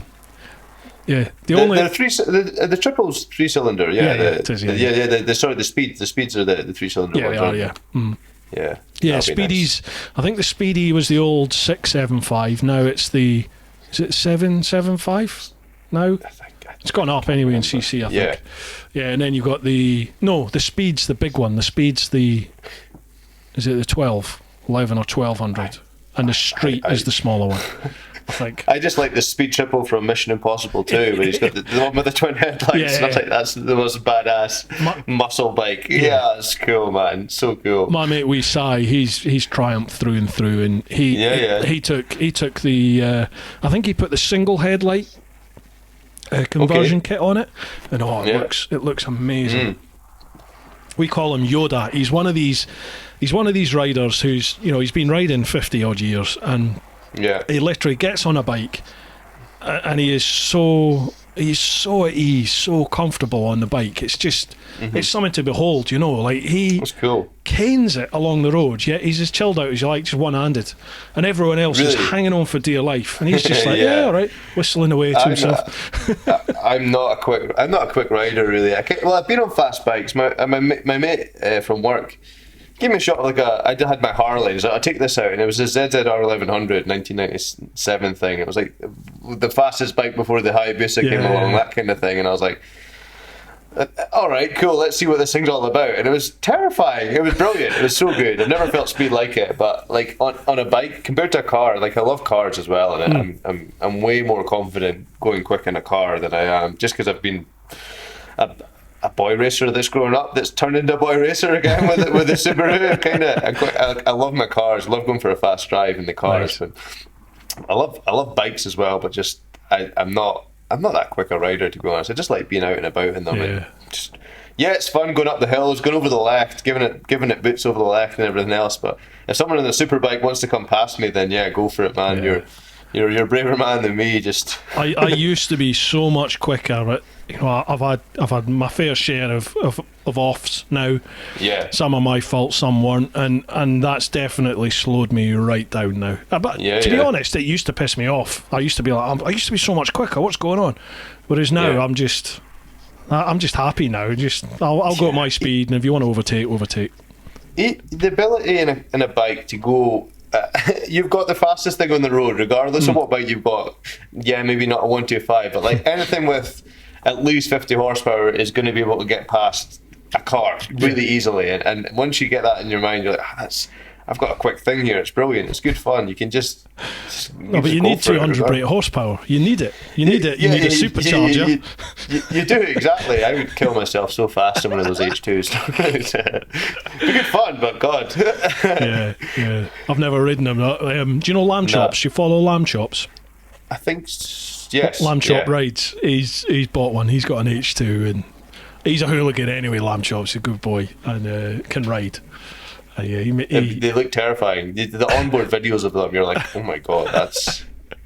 Yeah, you need to watch. Well, as I know, you need to watch now, because if it's on camera, you're very good in your videos. Actually, I have to be now. I had a good laugh at when you're like. On your KTM video, you were so subdued. I was like, man, just turn the camera off and go and hoon that for a bit, and then turn it back on. Oh, this is so speedy, up to 70. God, look at that. I'm sure people realise that when the cameras aren't rolling, you're enjoying yourself. But you have to play the game, don't you? You've got to screw the nut, and it really hacks me off when you see these idiots on YouTube and they are caning it, wheeling, doing on public roads, blatant public roads. A lot of the Americans are bad for that, and you just think, it's no wonder people hate us. Exactly. Like, just have fun, play but the game. Don't be Play the game on camera. Play the game on camera. If you're going to enjoy yourself, but don't document it for the entire world to see. I know. Anyway, like us on the North Coast 500. Look at Bruce do 180 on the Applefast straight. No. 18. 80, 70, 60, 65. Yeah, whatever the speed limit is there, yeah. This is a 40, you maniac. Right, next one. Nick Turnbull. Question for Struan. Is there an ideal donor bike to work on? For example, is there an engine configuration like a V-twin that works best to customise, or does anything go? I think I put something up again on my Instagram earlier in the year, just at the start of lockdown. I was talking about what makes a custom bike. Like, sometimes the ideal custom bike is the bike that you've got sat in your garage that you've had, and you don't want to get rid of it, but you want to do something to it. But if you were to go and choose something, for me it's the engine that does it. Like, I love something unusual. Like, my Yamahas are the single cylinder is a unique bike in its own. It's a 600cc single cylinder, so that's got a lot of character. It sounds quite rough and ready, and then the other bikes are triples, the first mass-produced three-cylinder bikes, I think, and I've designed an exhaust system around getting the most out of that engine, and getting like a nice 3-into-3 sound where you hear each cylinder independently. I think that's going to be pretty cool. And that, for me, it's the engine that's drawn me to these bikes. And if I was going to pick a bike, I would probably pick a V-twin, because my Harley, it was slow and it was kind of shit, but I loved the engine. Like, the engine was, the noise you get off it is phenomenal. Like, as much as I probably get flamed here, I don't really like the 4-cylinder high rev and stuff. It's cool. They sound alright, but they don't do much for me. I like a bike with character. So for me, the ideal bike is maybe one that's got an engine. Or for me, it's one that's got an engine. It's kind of unique, and it's something that's maybe got a frame that you can change slightly if you want to, and you can modify and make it a bit easier. That's why these BMWs are so popular. They're quite unusual. They've got the Boxer twins, but they're quite easy to work on and put your own style on. So yeah, I mean, it's all dependent on what you like. If you like fast, high revving bikes and a 4-cylinder, then by all means you can take one of them and turn it into something really, really cool, because there's plenty of options out there that have got the ability to modify quite easily without feeling like you're in too deep. You're not cutting a monocoque chassis in half and trying to figure out how to weld it together. There's options where those kind of bikes exist in different forms that you can modify. So, but for me, the next bike I think I'll do is something that's loud and angry, like a nice V-twin, just to maybe quicker, maybe try and make it quicker, maybe just kind of, I don't know, just. For me though, the heart is the engine. It's the thing that defines the bike.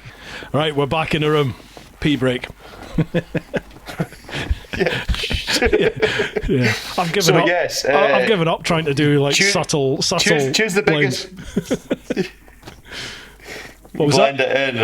I'm giving up on all that. I was freaking out. I was like, is he going to want to? Because I saw yours was like 2.5 hours. I was like, man, if I can last 2.5 hours without having to go for a hose, I'm doing well. No, we always have pee breaks in the middle of it and all sorts. Yeah, don't worry. No, you're not allowed to go. This is one take and one take only. You just hear this water running halfway through the podcast. Please, Bruce, I need to use the toilet. What were we chatting? Oh, ideal bikes, wasn't it? Buy the biggest V-twin that you can afford, and then turn that into a custom bike. Well, I was saying, I always used to be all about the inline fours. Like, I used to love the sort of, with the Gixxers, you get them to 8 or sort of 9,000 revs and up, and then the way they sing by that scream that you got, the Gixxer scream. Oh, I loved it. But you're doing insane speed by then. It's just ridiculous. So when I sort of discovered the Aprilia, that V4, it's just, I still think that's the best engine ever. I love it, but it's tremendous amounts of torque with it as well. But it's still quite a high revving thing, right? Yeah, but it's just at that point, 2014, it just wasn't reliable. It was such a pig. It's a shame. My friends, a guy I used to go to school with, has got one of the. What's the super bike? What is it? The RSV4. RSV4, the Aprilia, Yeah, he's got one of them, and I've heard a few videos of it, and it just sounds phenomenal as well. It's best sounding bike out there. That and the new R1, the crossband. They sound so. I heard one the other day, and it's like that's nice. That's a nice beautiful. It's like proper MotoGP, isn't it? Yeah, brilliant power off it, and then up high it just again sings. It's brilliant. You get a bit geeky, don't you? You start being able to tell what bike's what by the engine note.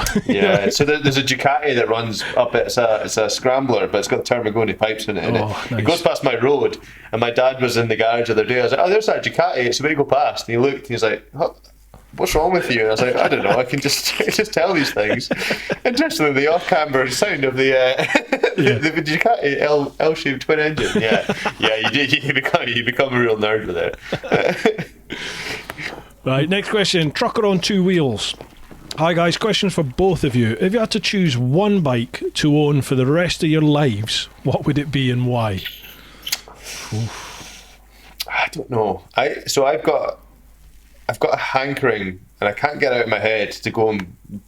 I said to myself I wouldn't go and buy another bike on finance because I wanted to be able to buy it outright. But the new Indian. Yeah, the Indian FTR 1200 just appeals to me on so many levels. It's 120 brake, it's a V-twin, it's like a flat tracker, and it's kind of this cool new badass looking bike, and I kind of want to own one and see what it's like. And if I own one of them and it was brilliant, then I would probably keep it for the rest of my life. But so that's the one that's in my head. I'm like, I can't get that one out of my head. But I've not ridden one, so I might try and see if I can get a ride of one, and then subsequently buy it and then banger it myself, because why the hell not? You only live once. Yeah, indeed. So probably something like that, because I do struggle with like bent over. Like I fear that's not going to get any easier the older I get. So if I can get something that's flat trackery, kind of upright style, but got enough poke to scare me, but it's got enough character to keep me when you press the like button. I've got the perfect bike for you. BMW R1250 GS. Is that, yeah. So funnily enough, there's a BMW showroom. I was based in a client's office in Aberdeen, and it's right along all the car showrooms and the bike showrooms. So every lunchtime I used to just go and wander and have a sit on them, and I put my leg over one of them, and I was like, I need to see what it's all about. And then lockdown happened, and we all had to get work from home.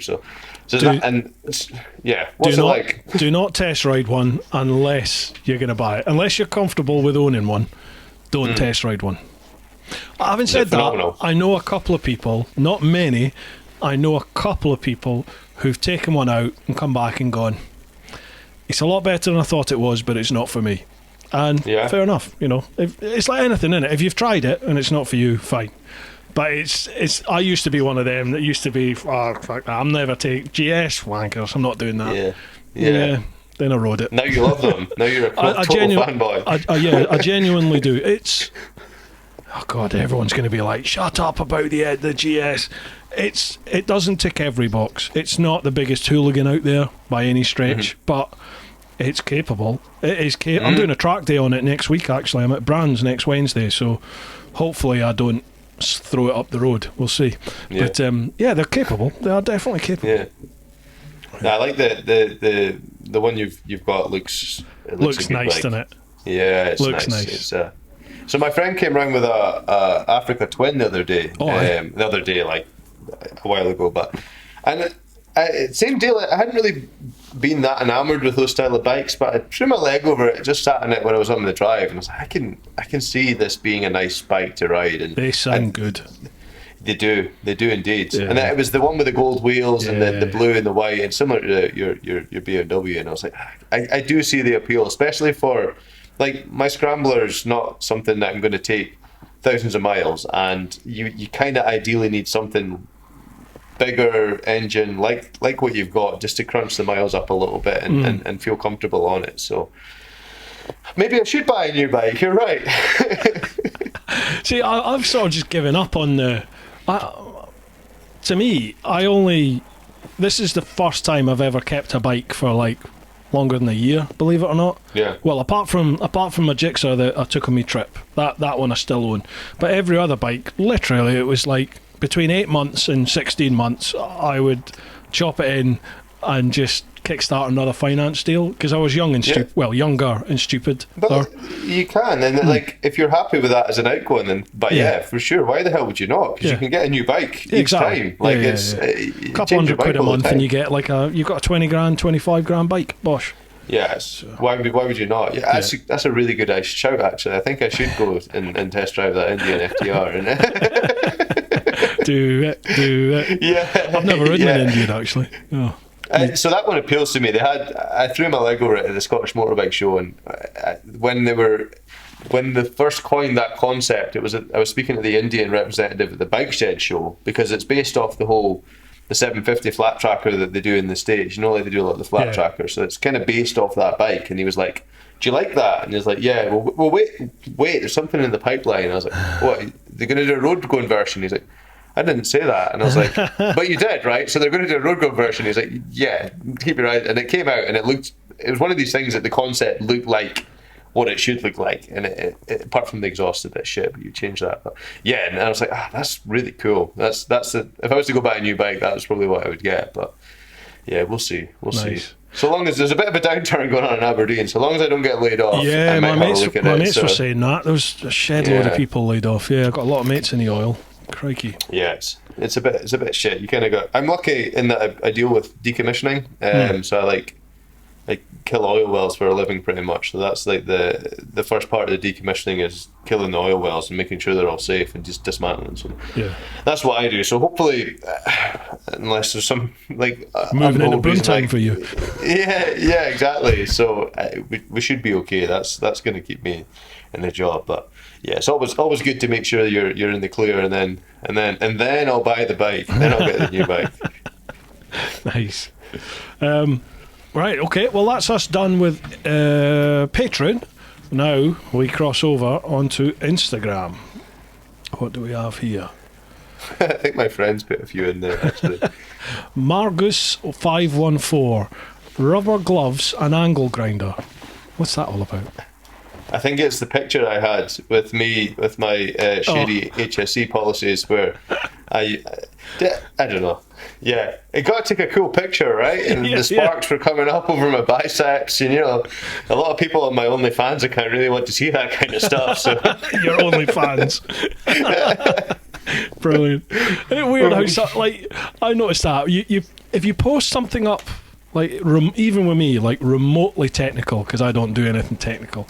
But I don't know. I'm trying to think of an example. Like if I ever have to wire anything up, you get people that know what they're doing, and they're just like, "Oh my god, I can't believe you did it that way." Yeah, it's, like, and that's where the entire premise of the whole Remotorcycled thing was, I don't know everything. I've got a mechanical background, and I love nerding out about shit, and I'm 99% sure I could figure out or point you in the right direction of someone that knows. Like, come speak to me. Like, I'm more than happy to say, do you want to put a loop on your cafe racer? Well, cool, I've done a blog post on it, and here it is. And the stuff just is quite evergreen content that I can just point in people's direction. Oh, you want to do your own seat base?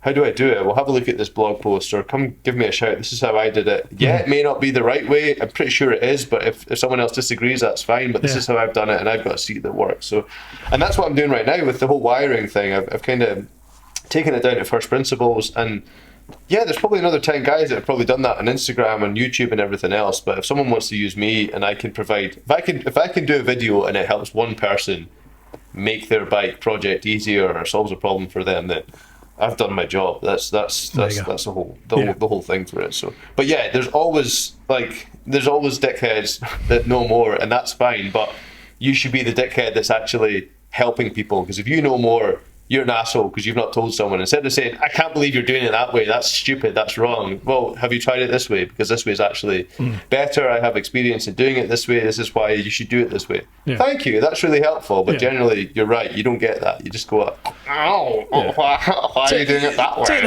the mick by all means, but then for sure, it's the old shit sandwich, isn't it? Take the mick, but then point you in the right direction. Absolutely. So, and again, I am lucky because people always take the mick because I don't know what I'm doing at all. But most people tend to go, try this, try that. So I'm lucky. This is an easier way, and they don't make you feel stupid by doing it. They're just saying, there you go. I mean, you probably should have done it that way. Yeah, this won't blow you up. All right, thanks. Yeah, takes at least you put it out there, though, right?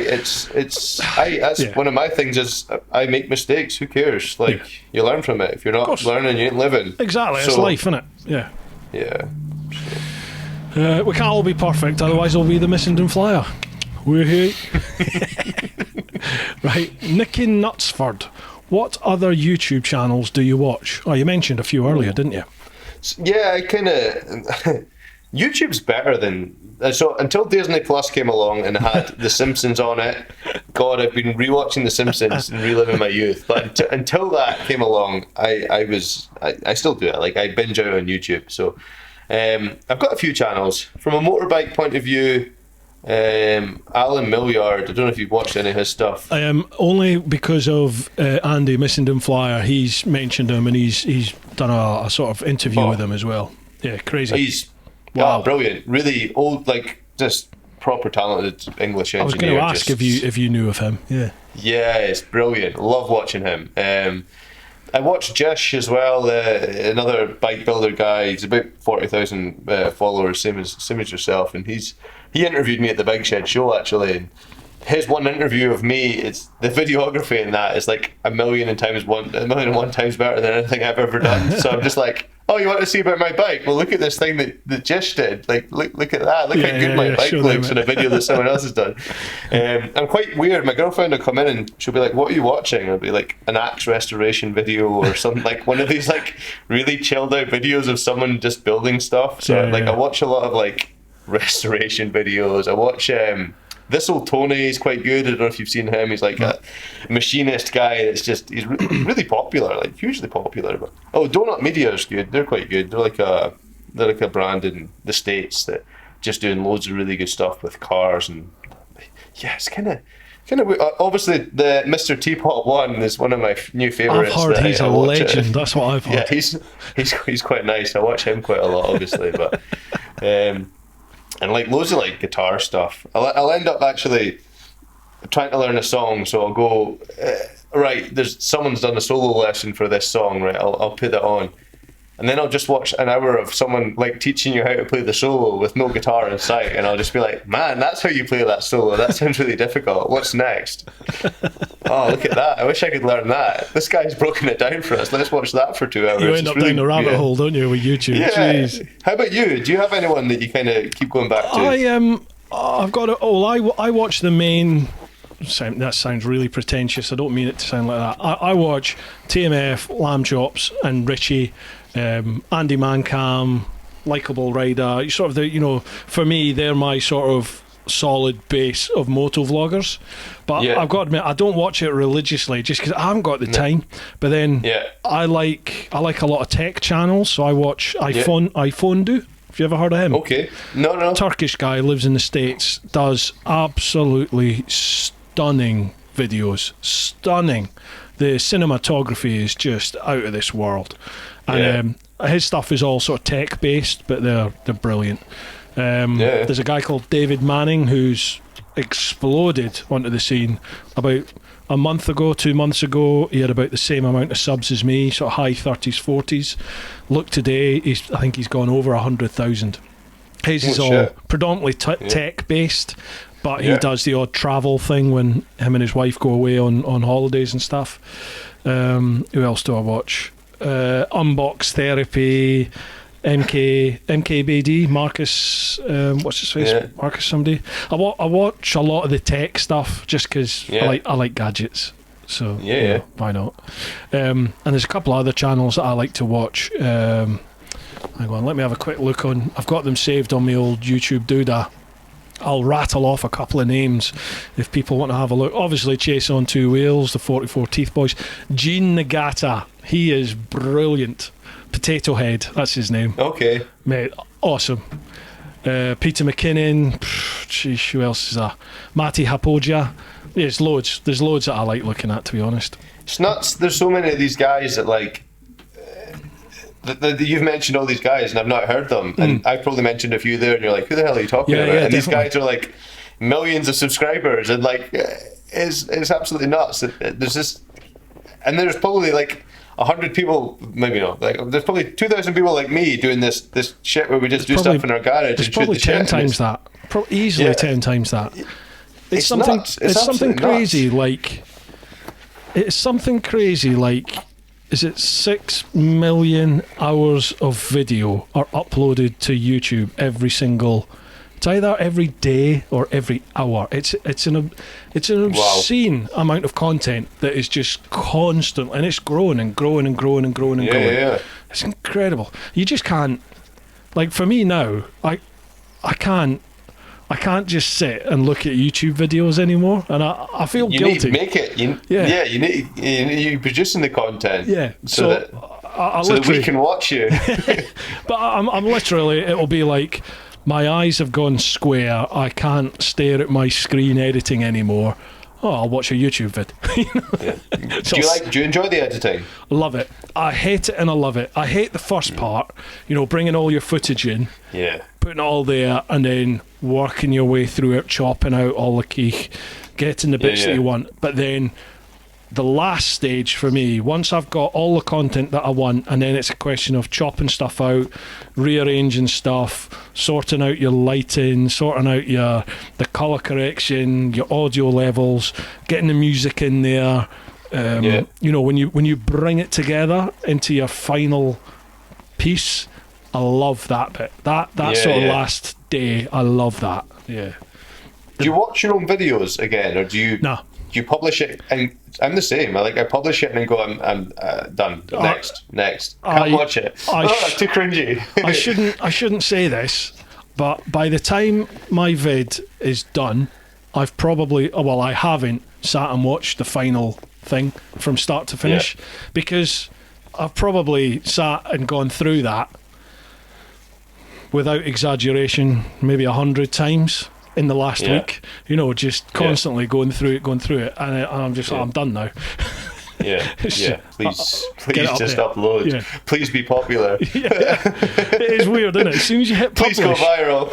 As soon as you hit publish, 8 views. It's like I've made it. Oh, please, why is no one watching? Thanks, Mum and Dad. You must have told Auntie Joyce and Uncle Alan about my new video.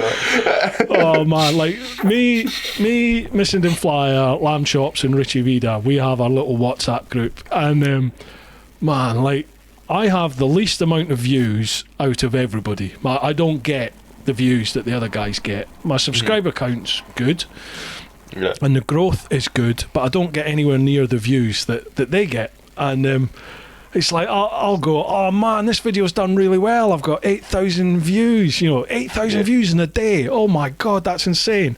And Missing Flyer, Andy's like, oh, I've only had 20,000 this morning. I'm not happy. And it's like, what?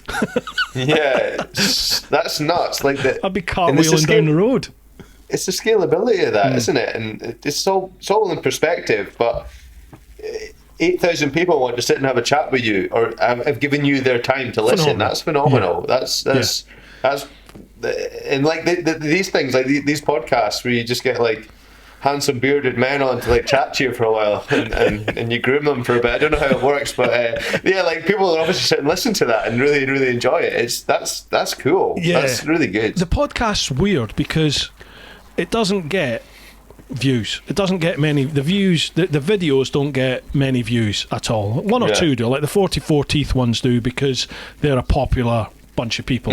Peter Hickman actually didn't get many views to begin with, which I couldn't figure out. It's like he's the world's fastest road racer. Why would you not want to watch this? But it's I think people are put off by the 2.5 hour long vids. They'll see it as a commitment initially, I think. But the way your bin men guy that put the comment on, that's a good way to listen to it. You just definitely put it on in the background and listen to it, and zone in and zone out. You don't have to listen to it all for 2.5 hours. It just what they're chatting about now. Oh, cool. That's quite good. Absolutely. And I'm, a couple of people have said, because it does harm your analytics, because YouTube works on lots of different factors, doesn't it? And viewer retention is one of them. Yeah.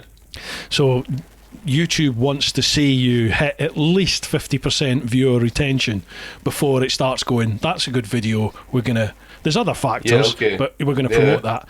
Whereas for me, on a podcast, it's about maybe 20%. Yeah. Because 20% of 2 hours is, what's that, 12, 15 minutes, something like that? Whatever that is, I don't know. Wait a minute. Hang on, a fifth of 40 minutes. 24 minutes. Is that not right? I can't. I don't know. Yeah, 120 minutes times 2, 24 minutes. Yeah. Jesus. Yeah. Sheesh. What he said. It's these Strathclyde boys who just don't know how to count. Yeah, but I can drink a beer. It's like 24 minutes of someone sitting watching your video. Most people would bite your hand off for that, but because it's only like 15 or 20% of your video that they've watched, YouTube will mark you down for it, but they'll also mark you up because someone sat and watched 15 to 20, 25 minutes. It's a lot of time. So but then you don't get the views that, say, a bike review vid will get. You know, so it's a difficult one. It's almost like the YouTube algorithm doesn't know what to do, because it's kind of what Chase was saying though, is treating them as independent businesses as such. Like, your podcast is your podcast, and that's your bike reviews may be really popular. But they may take longer to make, or like there's an element where you go, that's what I'm doing, that's what I'm doing, that's what I'm doing. And you must. There'll be elements that you enjoy from the podcast as well, that regardless of how well they perform and everything else. If your true fans watch all of it and they find more people and get enjoyment out of it as well, then that's. I love this. I love. I can talk, as you've probably figured out. I love this. I love long form conversation, especially now, because you know we're starved of it at the moment, really, especially. But I love this. I love meeting people.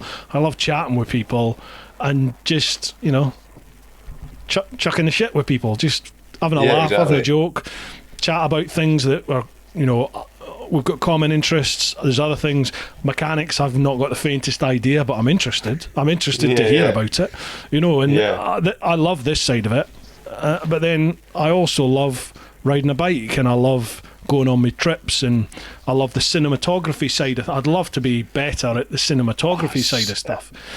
Take a team with you and do it. Like, otherwise you're stopping every 5 minutes. And that's the annoying bit. It's okay when you're by yourself, but like for me, I take people away on trips, and you just can't. You can't stop, ride by, go back, get the camera. You can't do that. So it's difficult. I like your ride reviews are good. Like, you don't have to get off your bike to make engaging content on a bike either. Like, you do this is the bike, and then you give it a pretty true opinion about it, and then you stop and talk about it, and like without, you don't have to go and take that. Maybe your panning shots and your cool shots are the ones that you stop, but I mean, you've got good quality cameras here, there, and everything when you're riding around, and that's cool as well. Like, it's the content that's engaging is you speaking about your bike, and that's what people want to listen to. And you zooming along the roads. I mean, you should be in Scotland where the roads are a lot better. But I mean, apart from that, like, it's all really good to watch. The thing everyone keeps telling you, it's consistency with YouTube, and it really is. It's like my style of vids don't get as many views as a different style of vid might, but then my style of vid attracts people who are expecting a 20-25 minute long vid, so they're in for the long game. Most people, not most, I would say 50% of the people that come and watch my vids are regular viewers, regular subscribers. So they tune in expecting to be sat there for 15, 20 or whatever minutes to watch a vid. Then you have the other people that go, oh, what's this on the thumbnail, click it, don't like you, click off, or click for 4 minutes, I'm bored now, click off. You're always going to have that, aren't you? Get back here. But you attract your own, over time, you attract your own little niche, your own wee community, don't you? And for sure. You can only be happy with that. It's just, it's a slow burner, YouTube. In our field, it's a slow burner. This year is the first year that last year I had, the way I used YouTube last year was to record videos to host as a means for putting them through my guide. So I would say, right, here's a video as to what I've done next. Here's a video as to what I've done next. So you're right for time? Sorry. Yeah, 26 minutes. We'll do it in a couple of minutes. Well, it was a host for videos that I could link to. But this year is the first year that I've, and I've noticed I've done 8 videos so far on this build, and each time I feel they're getting better and better, but I find that more and more people are watching them each time. Even though it's episode 8 or episode 9, you're like, oh, cool, I've got more views that time, or I've got more followers or whatever. And it's just, you're right, it's an iterative process. It's really slow burning. I think there'll be a point where that just compounds, and right, we've got to 1,000 people, we've got to 2,000 people, and then it just keeps growing and growing. That first 1,000 is hard. Tough. Really is hard. But then, so I found, like, all of a sudden I hit like 1,000, and the next thing I know, I went on Reddit. I posted something on Reddit, and I jumped to like 4,500 in the space of like a day, shit. 2 days. And it's like, oh my god, this I've cracked it. And then there was nothing, nothing for months. It just like 10, went up 10, maybe 20 a month, and you're like, Yeah. oh god, Yes. and then all of a sudden you have a spike, and then it goes back, and then if you get you'll watch in your analytics, you'll get a spike, and then it will return to a sort of flat level, but that flat level will generally be just maybe a smidgen higher than the one before. And then 6 months down the line there'll be another spike, and it just keeps doing that. 2 new followers. Yes. I've made it. You just got to stick in, keep doing it. Right, what are we at here? Sam Becker, who's inspiring you? What's your dream bike? Milk before cereal. Massive breakdown will kill us so. Oh wow, there's loads. Right, let's go with the first one. Who's inspiring you? God, inspiration comes from all areas, I guess. Like you see a talented builder and you go, oh, that's cool. I'm trying to think at the moment. I follow people. I go in phases of following people. So I'll see Bike XF or Pipe Burn or these media outlets will put a new bike out, and you go, wow, that's really cool. And you follow it, and you go, oh, that builder's actually quite a nice look. So there's a guy, Spencer Parr Motorcycles, and he's built a really nice, like 3 or 4 really, really nice bikes. And I think he's doing it full time now, but the bikes are like in a similar kind of ilk to my Scrambler, and you go, that's nice, and I know why I like that, because he takes his nice attention to detail. He picks nice bright colours for his bikes and everything else, and he doesn't. Don't want to sound. He doesn't do anything revolutionary in terms of manufacturing techniques or anything else. He just puts together a really nice bike, and he's probably a few years ahead of me in terms of skill set. So it's like an aspirational thing where you're like, I know I can be there, or I get the feeling that I know I can go into develop a bike like to that kind of level, if that makes sense, or everything else. But I mean, in terms of everything else, your Instagram's the same. You've got loads and loads of people. You're just bombarded with new stuff and new fresh content every day. Definitely. All of that serves to inspire. I don't think there's anything one particular person does that I go, I'm going to do that. I'm going to do, because you end up copying and mimicking, and that's you. As a builder, you kind of want to find your own style. Definitely. Me personally, my own style is. I don't think I've done enough to kind of to understand that style yet. All I know that is I want a high degree of quality, and I want a loud, fast, badass bike. And if that's the brief that you want, then you build to that. And 3 or 4 bikes might look entirely different, but they all may still have a similar theme. So. Inspiration's a weird one. I think there was a documentary that was released last year, and they were showing it at the Bike Shed show, and it was Oil in the Blood, I think it was called, and it was this documentary on builders, and one of the guys was really down to earth, and he's like, the social media aspect of bike builders and the community that exists is such that you need to have a new bike every day for a headline. Like Pipe Burn has 350,000 followers and Bike XF has 500,000 followers, and they need a new bike every single day. And the guy was like, I've just busted my ass for fucking 4 months building this masterpiece to get half a day in the spotlight. And then you're like, what's next? You move on, there's someone else. So there's so much getting done that it's hard to kind of zero in and say, you're the one that I'm going to inspires me. It's more just an amalgamation of there's so much cool shit getting done. Let's try and use that as a means of inspiration to do my own thing. Like, yeah, absolutely. I want to use I'm not talented. I can't shape metal with my hands on an English wheel, but I know how to use CAD, and I know that I've got access to 3D printers, and I know how to work with composites, and I know so I know the things that I can do within my own skill set. And I can develop that more, but I'm not going to sit and do a 4-year apprenticeship. I might learn that stuff on the side, but I'm not going to sit and do a 4-year apprenticeship so I can shape this big cowling that goes over my bike. I know I will pick the things that I know that I can turn into and take my vision and turn it into something cool, if that makes sense. So the inspirations just comes from what you see rather than someone in particular, I think. No, I get that. Like with me, I look at people on YouTube like Peter McKinnon. I look at him and I look at his production values, his cinematography.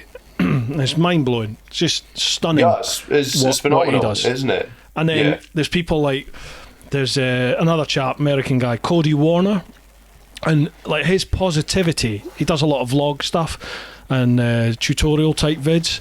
But his positivity that he puts across in it is just, and Peter's the same, Peter McKinnon's the same, they're really positive people, you know, it's just inspiring to watch their content.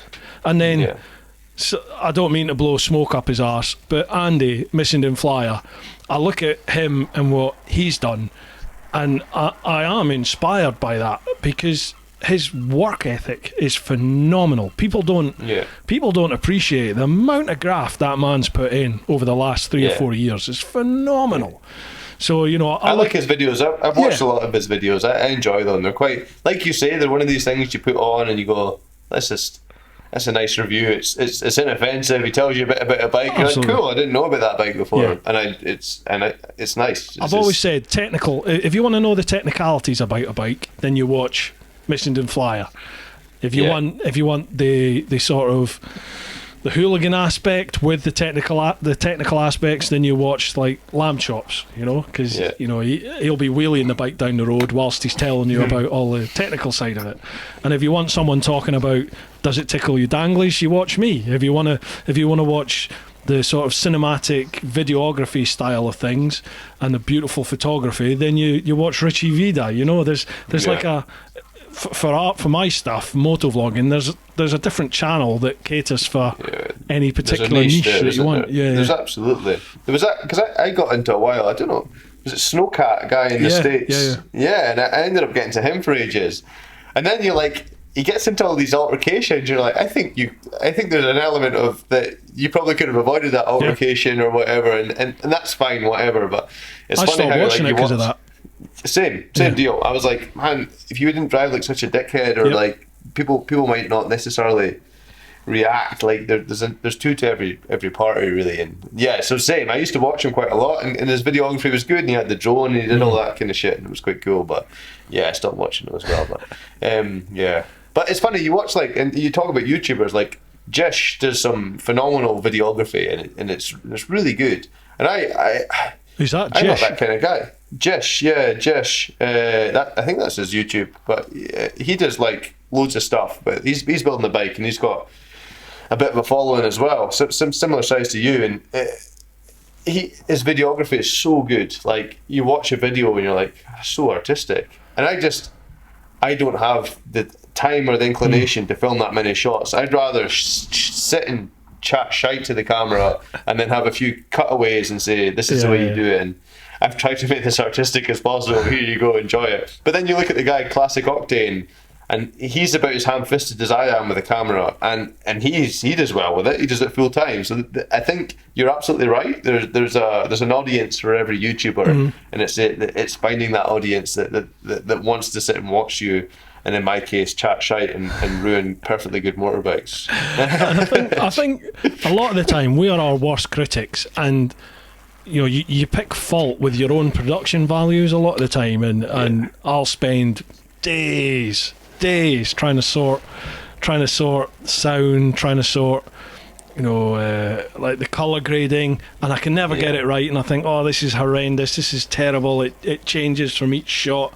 And in the end, you just post it up. Nobody, about 2 people might notice, you know what I mean? Everyone else just sits and watches it, and you're like, oh. And that's where watching people it with my welding mask. God, this colour grading is so awful. This latest video, I can't believe you submitted this. But it was something that Andy TMF said to me. He was just like, just get the content out there. He said, just get it out there. Just film it, record it, edit it, get it out there. And he said, the vast majority of people out there, they're not bothered. They're not expecting Hollywood style production values. Just get the content out there. Let them see what they want to see. Is your audio good enough to listen to? And it's something I learned because of one truthful comment that told me was your autofocus sounds like I'm getting bored in the head with a fucking drill. And I was like, thank you. Did you watch the rest of it? No, I couldn't. I was like, okay, well, thanks. I'll sort my autofocus. Thank you for that, sir. Yeah. But like, if it's clear enough and you can listen to it, then the vast majority of humans will watch it if it's engaging, if the content's engaging. So that really makes me feel sick, because some of that shit I've just filmed in the garage just now, the audio is terrible. I've spent the last 2 days trying to sort it in post. No, I can't watch that. I'm sorry. No one else will watch it either. That's It's awful. terrible. You've wasted your I've time. even had to do a little pit to camera to say I'm really sorry about the audio in this, and even the audio in that is shit. I don't know what's going on. Yeah. Whoa. Oh God, no. Right, Sam's got quite a few questions there. Let's batter through a couple of them. Milk before cereal? Yes or no? No, cereal first, you psychopath. Yeah, exactly. I'm okay. Do you drink tea or coffee? I mean, I do drink tea, but I love a coffee. Do you have milk in either? Okay, in your tea, do you have milk in your tea? Are you going to ask me if I put milk in first? Yeah. I don't, but should I? Yes. See, Guy Martin spoke about this, saying, he was on one of his shows, he spoke about you should put milk in first, and here's why. It's true. Why does it not cool the tea bag down so it doesn't diffuse as much? You just need just a splash of milk. You hardly need any at all. Just a wee splash of milk, drop the tea bag in, then the water on the top of it. Bosh, let it stew. Oh. I get made fun of because I drink baby tea, even though I'll drink like 3 or 4 double espressos before I wake up. And I'll have like, oh, put lots of milk in that, please. And they're like, what? Why are you drinking baby tea? And I was like, God, no. Shut up. I'm a coffee man. A black coffee, that's what I drink. Yeah. But, my missus lives on tea. I love coffee. I've got a friend up here in Aberdeen that in his off time from offshore, he roasts his own coffee. His name's Kilted Coffee, and he just... I can't remember. It was an Instagram ad, and he just... I've seen him on Insta, yeah. I was like, yeah. I tag him quite a lot, and he's doing really well. Like he's just getting popular, more and more popular. But his coffee is great. It comes from a guy that's local. It's nice to just sit and have someone that you're like. So when he first started out, he sent me coffee. The grind was too fine. He was like, I'm just starting out. Do you mind coming up with your espresso machine, because you've got the same as like at least 100,000 other people in the country have got. So if we can get it working with yours, then it will work with everyone. I was like, yeah, that's cool, man. If I can see your facility and have loads of coffee, then why the hell not? So we sit and refined like the grind that he needed. But I think I had about 10 espressos over the space of 2 hours. So I was driving home like 80 million miles an hour. We've got this plan to just buy a bike with a sidecar and shove a coffee machine in it and get some pastries and just sell his coffee, and I'll sell my merch and just shoot the shit. Go to a random spot somewhere and job done. Like whether it's down the beach in Aberdeen or everything else, and just like set up a mobile coffee shop so you could just get loads of bikers to sit and shoot the shit and have a chat, and just as an excuse to go somewhere. So, and we're going to try and work that, I think, in the next few years, just when there's time and everything else. Do it. It would be good fun. Good little business proposition there. So see how it goes.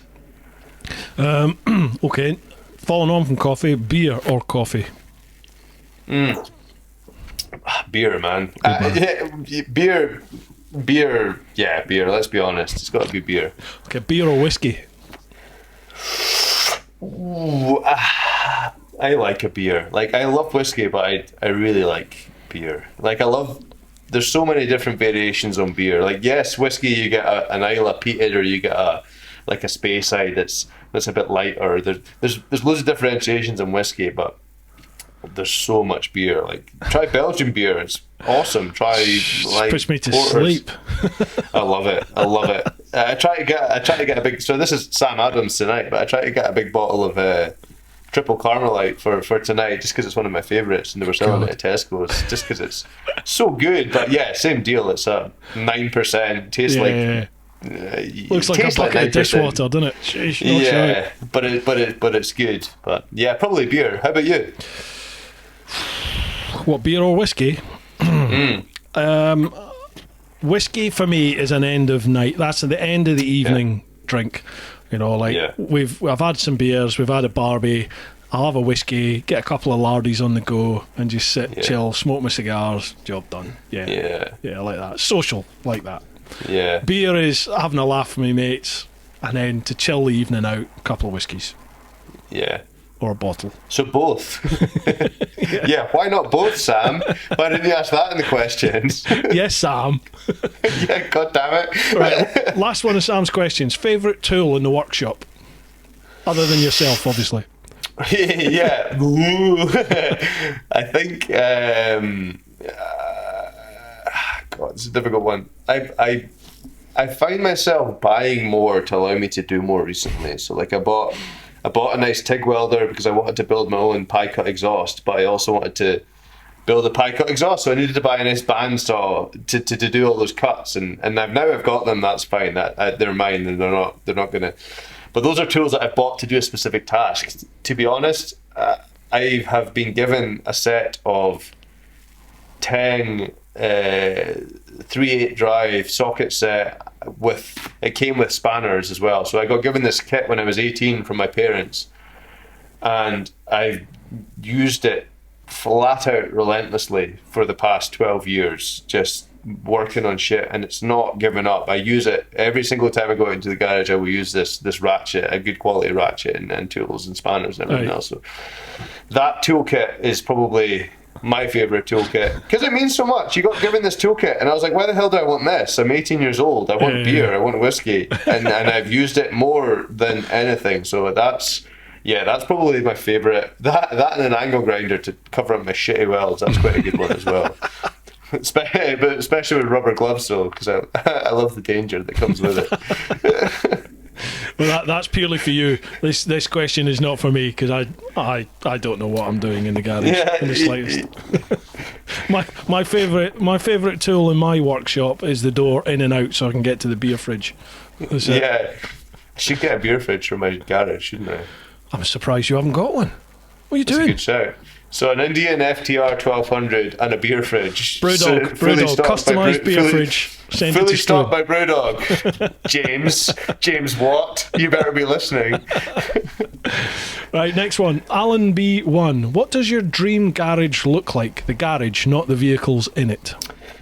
Yeah, so I wrestle a lot with space in my garage. So first of all, it'll be big enough that I can have multiple bikes in it. It will have a ramp in it. It will have... So weirdly, I do kind of plan this out. I'm quite weird that at the start of the year, drawing of what your place is going to look like. I think about like what do I need to spend money on next? What can I have? And there's the high priority and there's a low priority. So in the dream garage, we'd have a mill, a lathe, a pillar drill, a linisher, some good quality bench grinders and polishers, sandblaster, 3D printer, like all these kind of stuff, and a good toolbox, nice workbenches, and a bike lift. And to be honest, if you can't build a bike with that, then there's something seriously wrong. Like that's literally everything I think you would need. Maybe an English wheel to bend metal, but like for the most part, you could probably. Yes, I have thought about that. That's probably why I was able to rattle that off quite quickly. Yeah, just a bit. Yeah. Yeah. For me, I have my perfect garage now. I've got it. We built it. It was part of the deal of getting the work done on the house. Was right. I designed my garage, and I sort of swung that by my wife by saying, well, she's got an old VW, Type 2 VW camper van. Yeah, you were saying that. So I was like, well, if we build a bigger garage, then we can get the camper van in there. And that's your investment, and it's out the rain. Well, it backfired a bit because my beautiful garage has now got a camper van in it, which takes up half the garage. So I'm left with the front is, I've still got a good sized normal single garage, well, just over a single garage, but I've got at least 2 bikes in there, and if I get loan bikes, then there can be 3 or 4 bikes in there. And I, in my head, I had the back part where the camper van is, that in my head had a couch and a big screen telly and somewhere to do my filming. You could be down there right now filming the show right now. Yeah, exactly. Yeah. So in my head, that's what my garage looks like. I can't complain. It's still a nice little space. I just need to sort my shit out and get rid of stuff. Do you think so? You're based. Where are you based now? Are you down outside London? Yeah, I am. There's a town called Maidstone in Kent. It's about 40 miles from Dover, from the Channel Tunnel. Yeah. So it's sort of halfway in between London and Dover, more or less. Sort of halfway is where I am. Yeah. Do you think you'll ever move back to God's country? Yeah, no, definitely. My wife's from sort of Retford in England, and she loves up in Scotland, particularly where my brother is. Where I'm going tomorrow is up. You said it was Lochern Head, Conry. Conry, just sort of west of Crieff. That way, follow that road. We love it. We love it there. It's beautiful, stunning. She loves it, but my wife's old Bill. She does the same as I used to in diplomatic. So she wants to get her 20 years in. You get a little medal when you hit 20 years. So she wants to get that in. There's a few things she wants to do. So we're probably next 3 to 5 years we'll look at selling up and moving up. I think. Yeah. We'll see. You'll buy a castle in Comrie or on there with the house prices down there versus up in Scotland. Well, I mean, we're very lucky. We kept hold of our. Well, I have a flat that I rent out, and she has a flat that she rents out. So we managed to keep hold of them, but they've both still got mortgages on them. So yeah, they might be worth a lot, but the mortgage is fucking hefty. So I bet we might get away with a wee bit in the bank when we move north. We'll have to see. Yeah. See what happens. Sweet. Yeah. I've just seen this next question. Alan B1. What's another one from Alan? You can punch any one person without repercussions. Who do you choose and why? Wow. Christ. I know. Crikey. That's a strange one. There's I don't know.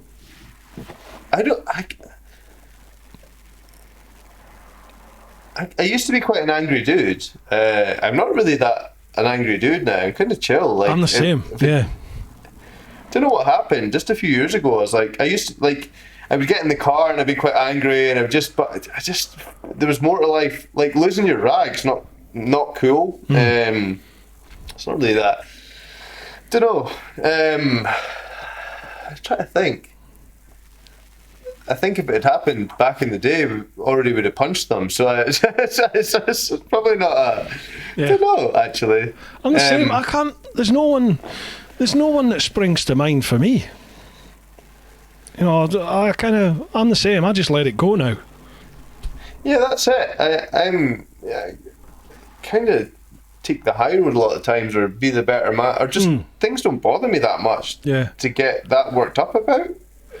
I don't know. I've had a lot of people messaging me going, do you know who, because somebody grassed me up, another copper basically grassed me up to our internal affairs, and a lot of people have said, do you know who it is, do you want to find out? I bet you wish you could find out who it was, you do this, you do that. And I've always said, A, I don't want to know, and B, they've actually done me a favour. They've actually kick-started me and given me a kick up the arse to do something actually, that I knew I had to do. So my parents' neighbour is a complete cock. There we go. He's an asshole. He won't watch this, but if I could punch him repeatedly in the face, time and time again, Your I would happily. Neighbour. Oh, he's a total dickhead. And that's like the one thing that just pisses me off no end. I would love to go around to. He's just a dick. So yeah, that's. Can you grant me this wish? Actually, I'd like to go and if I had the opportunity, I would kick lumps out of him. Do you want to name names? Feel free to name names. Pat McDickhead, whatever his name is, I can't remember. He's yes, that's who I would punch repeatedly. If you give the address, I'm sure someone will go around. Don't give the address. Yeah. Someone will go around. I know. Yeah, he's an asshole. So yeah, that's a good question actually. I was like, I'm so calm apart from this one time. I'm Scottish. I'm the most chilled out man. I like to be the better man, but him, I'll fucking kill him. Yeah, exactly. Prick. Nice. Right, Whiff 71. Sorry, no, that wasn't a question. Sorry, Whiff, that's not a question. He's just telling me to do something. Wait, what we got here? Okay. Dansky Mini, I think we've kind of touched this. If you had to buy any bike to keep in stock form, money no issue, what would it be? And that's that whole, you see, like I think I had a little scan at this and I was like, man, what kind of questions are there? Like, you see the Arch motorcycles, the one Keanu Reeves made, and he's just taken his vision, which is a cool cruiser but on steroids that can handle and do everything else. That's a cool bike. It's 80 grand. That's I'm not going to be spending that on a bike anytime soon. Like, does look good though, doesn't it? And that's a cool bike, and maybe it's something like that you hop on and you go, that's badass. But there's a huge gap between 12-15 grand for a nice bike to 80 grand for one of those kind of bikes. Do you know what I mean? That's a huge gap. So I don't know, like, I've got a weird hard-on for this Indian right now, so I'd probably say I want to get my leg over one of them and try it and then see. And then my life will magically just turn into this amazing cloud that's just, I float along in this V-twin power for the rest of my life. Maybe that, I don't know. Times change. Like you say, you never thought you would get on a GS. Never. So, but now you love them. So never say never, can you? You've got to wait and see. Roll with it, see what happens. See what made me think, man, those things are quite cool, was that video of the 1,000-mile trip you did in Scotland, and you were out past back in, you were out, and then you were having such a great time. You were having sports bike type passing power with the comfort of something that just... They're phenomenal. They are. But brilliant. Then that's not exclusive just to the GS. All the big adventure bikes now, even, I would say, for me, the Triumph's at the bottom of that list, but the Triumph's still a bloody good bike. It's just more refined. It's sort of smoother about how it does it. It's not quite got the oomph. Is that still a 3-cylinder, the Triumph? That one. Triple, because the Tiger was, isn't it? It's a triple. And then you got the GS, and then sort of above, for me, it would go Triumph at the bottom, GS, then the Multistrada, 1260 Multistrada, which is just phenomenal. The sound is amazing, but I couldn't live with it. And then the KTM Super Adventure, 1290 thing. Yeah, it's phenomenal. It's just an amazing bike. But the reason I don't buy one is KTM's always got that reliability issue, which any bike has. But it's the fact that when something goes wrong, which it will go wrong with a Beamer, no doubt as well, but when something goes wrong, the Beamer has this sort of across the board, this customer care, this customer service. You can turn up at any BMW place, you know what you're getting. They're going to look after you. Generally, in my experience, they look after you. Whereas with KTM's, it's potluck. Depends what dealership you get. So, I mean, there'll be a load of people going, "Oh, I had a BMW and I had horrendous treatment," but it's all relative, isn't it? Yeah. When you've got that many people, you're never going to get the same. I have heard KTMs are notoriously suffer from reliability issues, which it is what it is, I guess, right? But the same, Ducatis can sometimes have horrendous issues, and so can... Yeah, exactly. Yeah, it happens, doesn't it? It just happens. But for me, you don't hear about the vast majority of people that haven't had horrendous issues. No, exactly. That's the other side of it. So, exactly. And for me, it's how is it dealt with? How's the problem dealt with when you have a problem? That's the big... They remedy it quickly. I just had a quick look at some of these Instagram questions. There's some corkers here. So there was a few from like Tom. My friend Barrick. Tom asked. I've just seen it. It's brilliant. Who's your best friend, and why is it Tom and not Rick? oh yeah, that's right. Yeah, at the end of it. Yeah. Favourite friend, and why is it Tom and not Rick? Right, okay, Tom Barrick. How do you balance perfectionism with managing expectations due to budget and time? So, I mean, that's where I have the luxury that I am in charge of my own builds. I'm not running this as a business, I'm running this as me building a bike for myself. So I think you're absolutely right. There's an element that I can't sit and agonise over how a weld looks underneath a battery box. It's going to get covered up and no one ever sees. But there's an element of pride that goes into making sure that you can do the best you can do. So trying to find that balance. So I've not found that balance yet. I still err on the side of. So that's why the Scrambler, for example, I could sit and point out 5 things that I'm not happy with, and you could look at it and go, what are you talking about? There's like, I can't see that. And I'd be, yeah, but look at this. Look at this little bit here. And that's where that I need to try and find a balance. And do I think I'll ever build bikes for people and sell them? If I do, I'll have to find a way to manage that, because I would bankrupt myself spending 3 to 4 hours agonizing over a detail that literally no one will really care about unless they are a similar ilk than me, and if they are like me, then they're probably building their own bike and doing it themselves. Do you know what I mean? That's interesting. That sort of, I wonder if that runs into Tom's next question. He says the skill you are most in awe of, is that people's ability to just, draw a discreet veil over something and move on? I think there is, but then me personally. So there's a guy I speak to quite a lot. His name's LC Cycle Works. He's a really cool dude, mechanical engineer, and the bikes that he's built are phenomenal. And he's taken a shine into speaking to me, and I really enjoy it, because he's really enjoying. He's one of my biggest followers on YouTube and Instagram, and watches all my videos. But he's a way more talented builder than I am. But he's where I would like to see myself in the next 5 years, because he's time served on the mill and the lathe and everything else, and he goes, I'll make this, but his attention to detail is phenomenal. And I think if him and I were to look at a bike where someone's just said, the ability to turn around and say that's not as perfect as it should be, we would both look at it and go, that's a shame that they didn't spend the time to do that.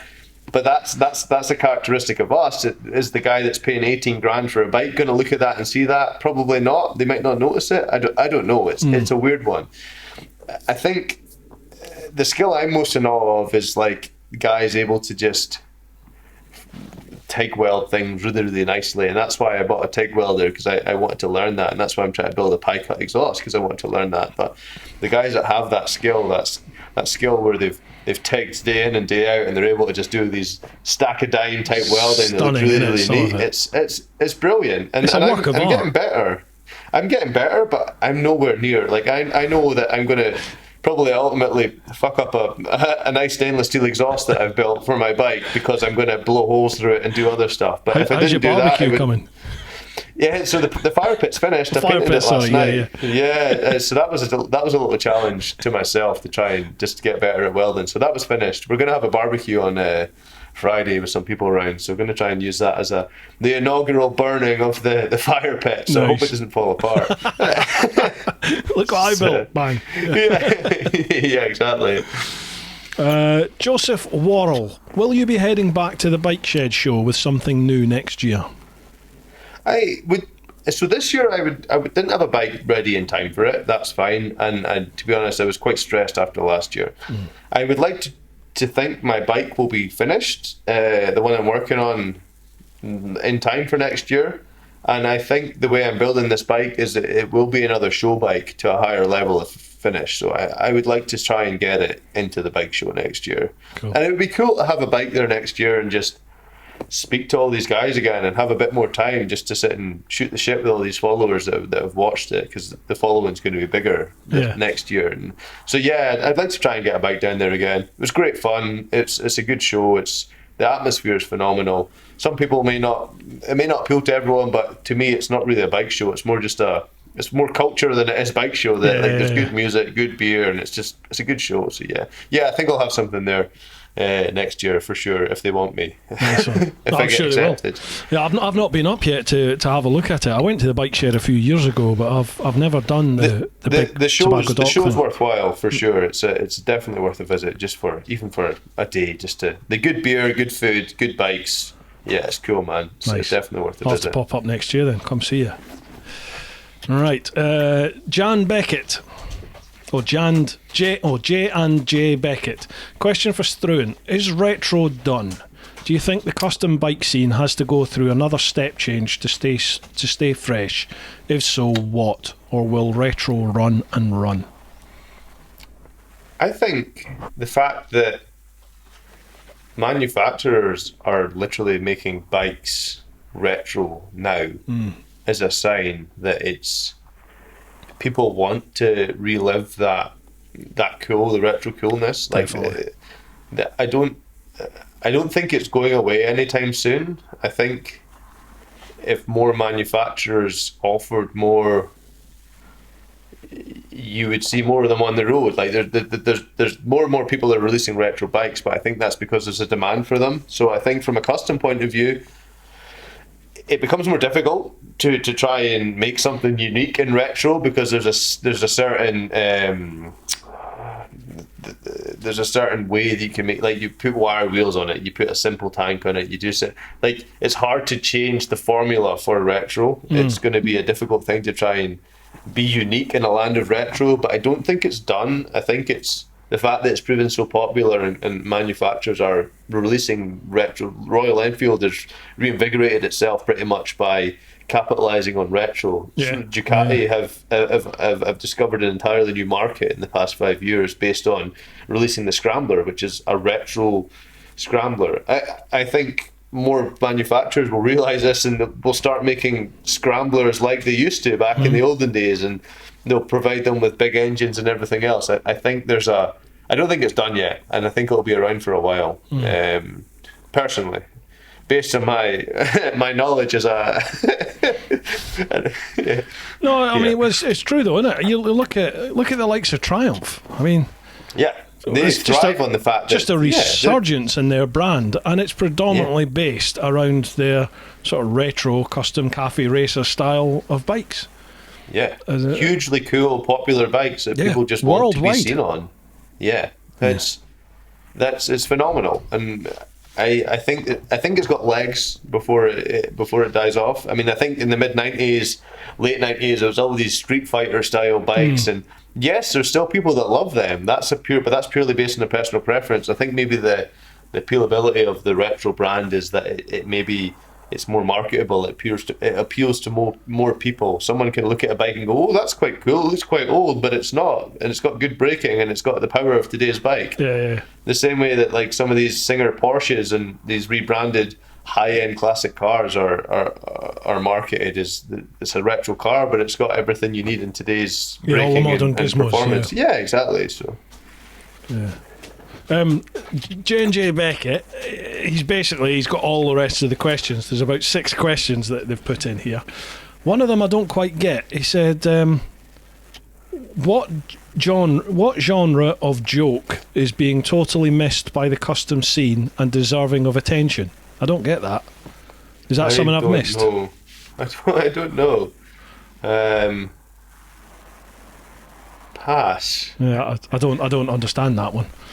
I think it's probably quite a serious scene. Maybe that's the fact that there's not a lot of, everything seems serious. There's not a lot of people joking around in the custom scene, to be honest. But maybe that's because I wouldn't say so. I wouldn't say there's a huge amount of laughs. It's quite a serious thing, which can sometimes be like, until you actually realise that and say it out loud, you're like, actually, yeah, there's not a huge amount of, unless I'm blatantly missed another huge chunk of YouTube or otherwise that I've not noticed yet. But in my humble opinion, I feel that it seems quite serious. Right, there's not any of the articles you see aren't tongue in cheek. It's not very. It's all, this is the bike and this is what they did to it, and then they did this. You're like, all right, cool. Was there anything else? Was it like, did they have fun doing it? Did they do it? Like, it's quite. This is what happened. Okay, cool. Do you watch Chase on Two Wheels? No, but I will now. After there was this really good interview that happened last week with this guy. It's with this legend, Teapot something. Mr. Teapot, I think his name was. He's got this series called Wreck Bike Rebuild, where basically they take like a Cat C. Is it Cat C? An insurance write-off bike. They take one of them in the States, and then basically they rebuild it, totally customize it, document the whole series through. The whole build throughout a series, and at the end of it, it's given away to one of his Patreon followers, which I'm not entirely sure how he does, but yeah, it's given away to one of his followers basically. And it's really good. He's got sort of two separate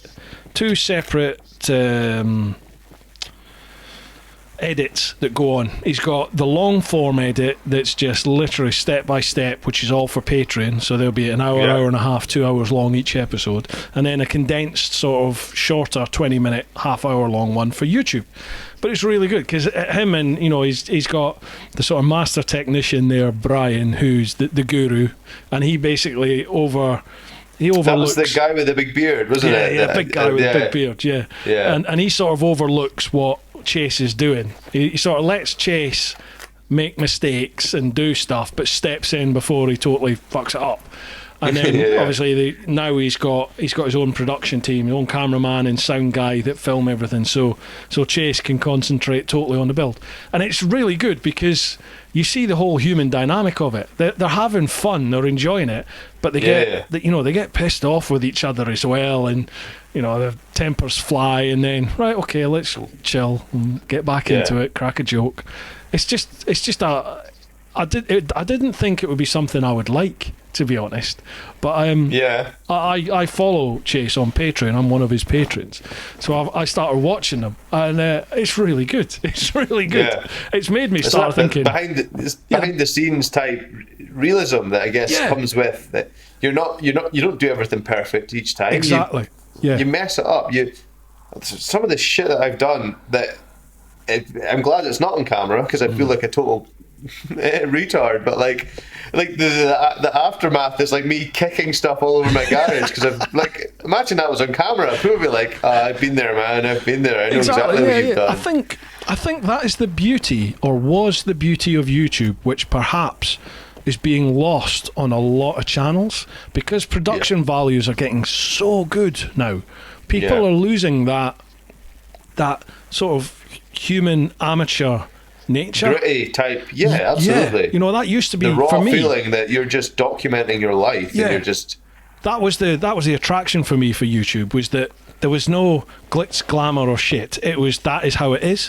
Whereas now, I mean, I'm guilty of it. I edit out some bits now as well, and I sort of consciously make the decision. This whole podcast will be like 10 minutes long. Like that wrong, out, gone. But then that's where these podcasts for me are brilliant because people see what we're like. You know, this is what we're just having a conversation.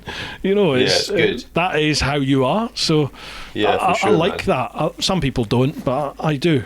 And I like that kind of thing in a video. There's a human element that's typically lost, I think, under a sea. Even Instagram, you see it. There's a sea of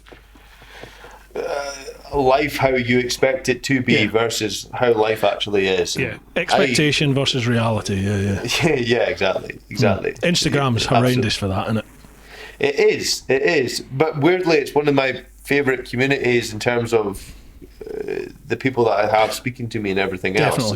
The way that I get viewers is through my Instagram rather than the other way around. But you're right, like on the whole, or it's just some bird like taking a sexy photo and using it as an excuse to preach some bollocks that makes literally no sense other than the fact she felt good that day, so we'll put some meaningful stuff on. I mean, fair play to them, you know. I get annoyed in the biking world, in the sort of the moto Instagram world. Women rule, man. They rule. Yeah, for sure, man. Who are you going to rather look at? Me and you, or some good-looking woman who's got a nice bum or nice testicles standing next to a bike. We already follow them, so I mean, exactly. It's you can't compete with that sort of stuff. So I know. Yeah, I will. Never mind. It's tough shit. You could have 400,000 followers, but you don't. So get nearly got 9,000. Nearly. All I want is to hit 10,000 and get that swipey uppy thing. That's all I want. So if you're not following on Instagram, please follow. Let me get the swipey uppy thing, please. I don't know about you. So if I click on someone, because I use an iPhone and everything I do is over. Other brands are available. Yeah, indeed. But everything I do is through Google Chrome, but if I click on a link in Instagram, it will open up Safari. All right. And my Safari is not logged in to my YouTube, therefore it's not on my account, and I can't subscribe straight away. And I feel I'm not the only person that's got that. So Yeah. if I want to go and follow someone, I will typically find that video, and if I really like it, I'll go and find it on my phone, Yeah, on the I'm the YouTube same. app, and then I'll find it. But I'm the same. you being able to do that should hopefully it will get people to your site, but hopefully they've got it. There's maybe a trick missing where people are the same as me and they go, right, I use my YouTube app rather than Safari, but my iPhone tries to open Safari for YouTube, and they won't subscribe straight away. Or do you know what I mean? It's maybe something that's it's worth. Hello, Brian. That's a good question. Brian. Yeah, that's the point. That happens with me as well. Yeah, that happens with me all the time. I'm the same. If I click on a link or do the swipey uppy thing and it opens up my Safari, I have to go onto my YouTube app to find that same video and then subscribe. Yeah, it's a shame because there's a discrete amount of time where you won't give a shit as well, where you're like, unless this is one of TeapotOne's new videos that I can go and have a look at. He's a legend, I've heard. Absolute legend. I hear he's quite cool. You should subscribe. I believe he's ridden around the world. I'm pretty sure you've subscribed. I'll need to have a look at that. Yeah, there might be a way of, I don't know. Anyway, that's something for me to have a look at. Yeah, that's all I want is swipey up. That's all I want. Swipey up on my Instagram. That's it. Yeah, for sure. I think you can, if you go through, I don't know how you sell your t-shirts, but through WooCommerce, if you link it to your Facebook, you can then indeed look at that merch. There's some other merch here, by the way. Remotorcycled. That's a good looking shirt, Struan. Where do you get them? Look at that. There's a way where you can make a post and you can click on the post and it brings up a shoppable link, but you have to link. It depends how you sell your stuff, but if you link, so I sell my stuff through my shop through WooCommerce, so you can. So it's all automated. Like I don't hold any stock. It's all drop shipped and everything else. So I don't have to worry about holding anything. But you can link it to your Instagram so that if you put a post up wearing one of your t-shirts, you can make a sales post and someone could click on that post and it would take them directly to your website and the sales post. So I mean, it's I've not done it yet because I'm a lazy asshole and my drop shippers are suffering COVID badly, and they're like 3 weeks between an order and sending a t-shirt out. So it's sort of like I'm lucky. My mate, I used to use like Spreadshirt and Teespring and all that sort of stuff, but I just found the quality wasn't consistent, and I had a couple of complaints from people about the print quality. So now I use a mate of mine, Roger and Charlotte over in Wales. They have a company and they handle everything for me now. So good. That's how that's all done. Mate, we are at almost 3 hours. 2 hours 50 minutes. Holy shit. I know, it's phenomenal, isn't it? Jesus. We've not even gotten the whiskey yet. Just kidding. The whiskey laddie's on the go. Mate, that's incredible. Well, at least we got to the Instagram questions this time. Yeah, for sure. For sure, man. I just did one. You don't even have to ask my mum's question, which was awkward as well, right? When are you getting your haircut? I'll ask her later, don't worry. Too early? Yeah. What did you just say? I've seen what you bench and deadlift, mate. I'm keeping well away. Jeez. Dude, this has been an absolute pleasure. Absolute pleasure. Yeah, it's been great. Enjoyed it. Lee, thank you so much for introducing us, mate. Man. It's been brilliant. Cheers, dude. Yeah, I've enjoyed it. We should definitely, if you're up in Scotland and you're up this neck of the woods, definitely come and see me and we'll go out on the bikes and you're on. Get a few jars in. Brilliant. Let's do it. For sure, man. You have to show me how you deadlift, man. Fucking hell. I'm well off the mark.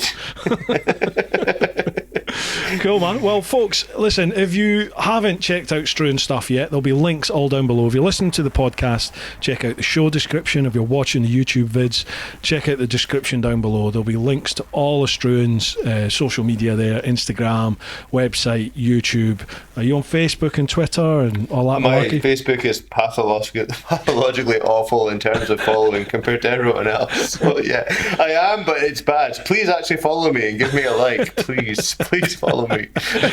So check out all the socials down there and do what needs to be done. Like, follow, share, all the rest of it. Struan, before we go, is there anything you want to plug? Is there anything you want to give a shout out to? It's been great, man. If anyone feels the need to watch someone work on a motorbike and get a true honest reflection of it, then absolutely follow, come and speak to me, whatever. I'm more than happy to sit and chat you through. But Mega. yeah, it's been great, man. It's been a good chat. I really enjoyed it. So Yeah, definitely, mate. We'll do it again. Definitely, let's do it again Yeah, for another sure. time. Awesome. Hopefully sure. we'll get it done in person. We can have a few beers next time. absolutely, In person. indeed. All right, Indeed. dude.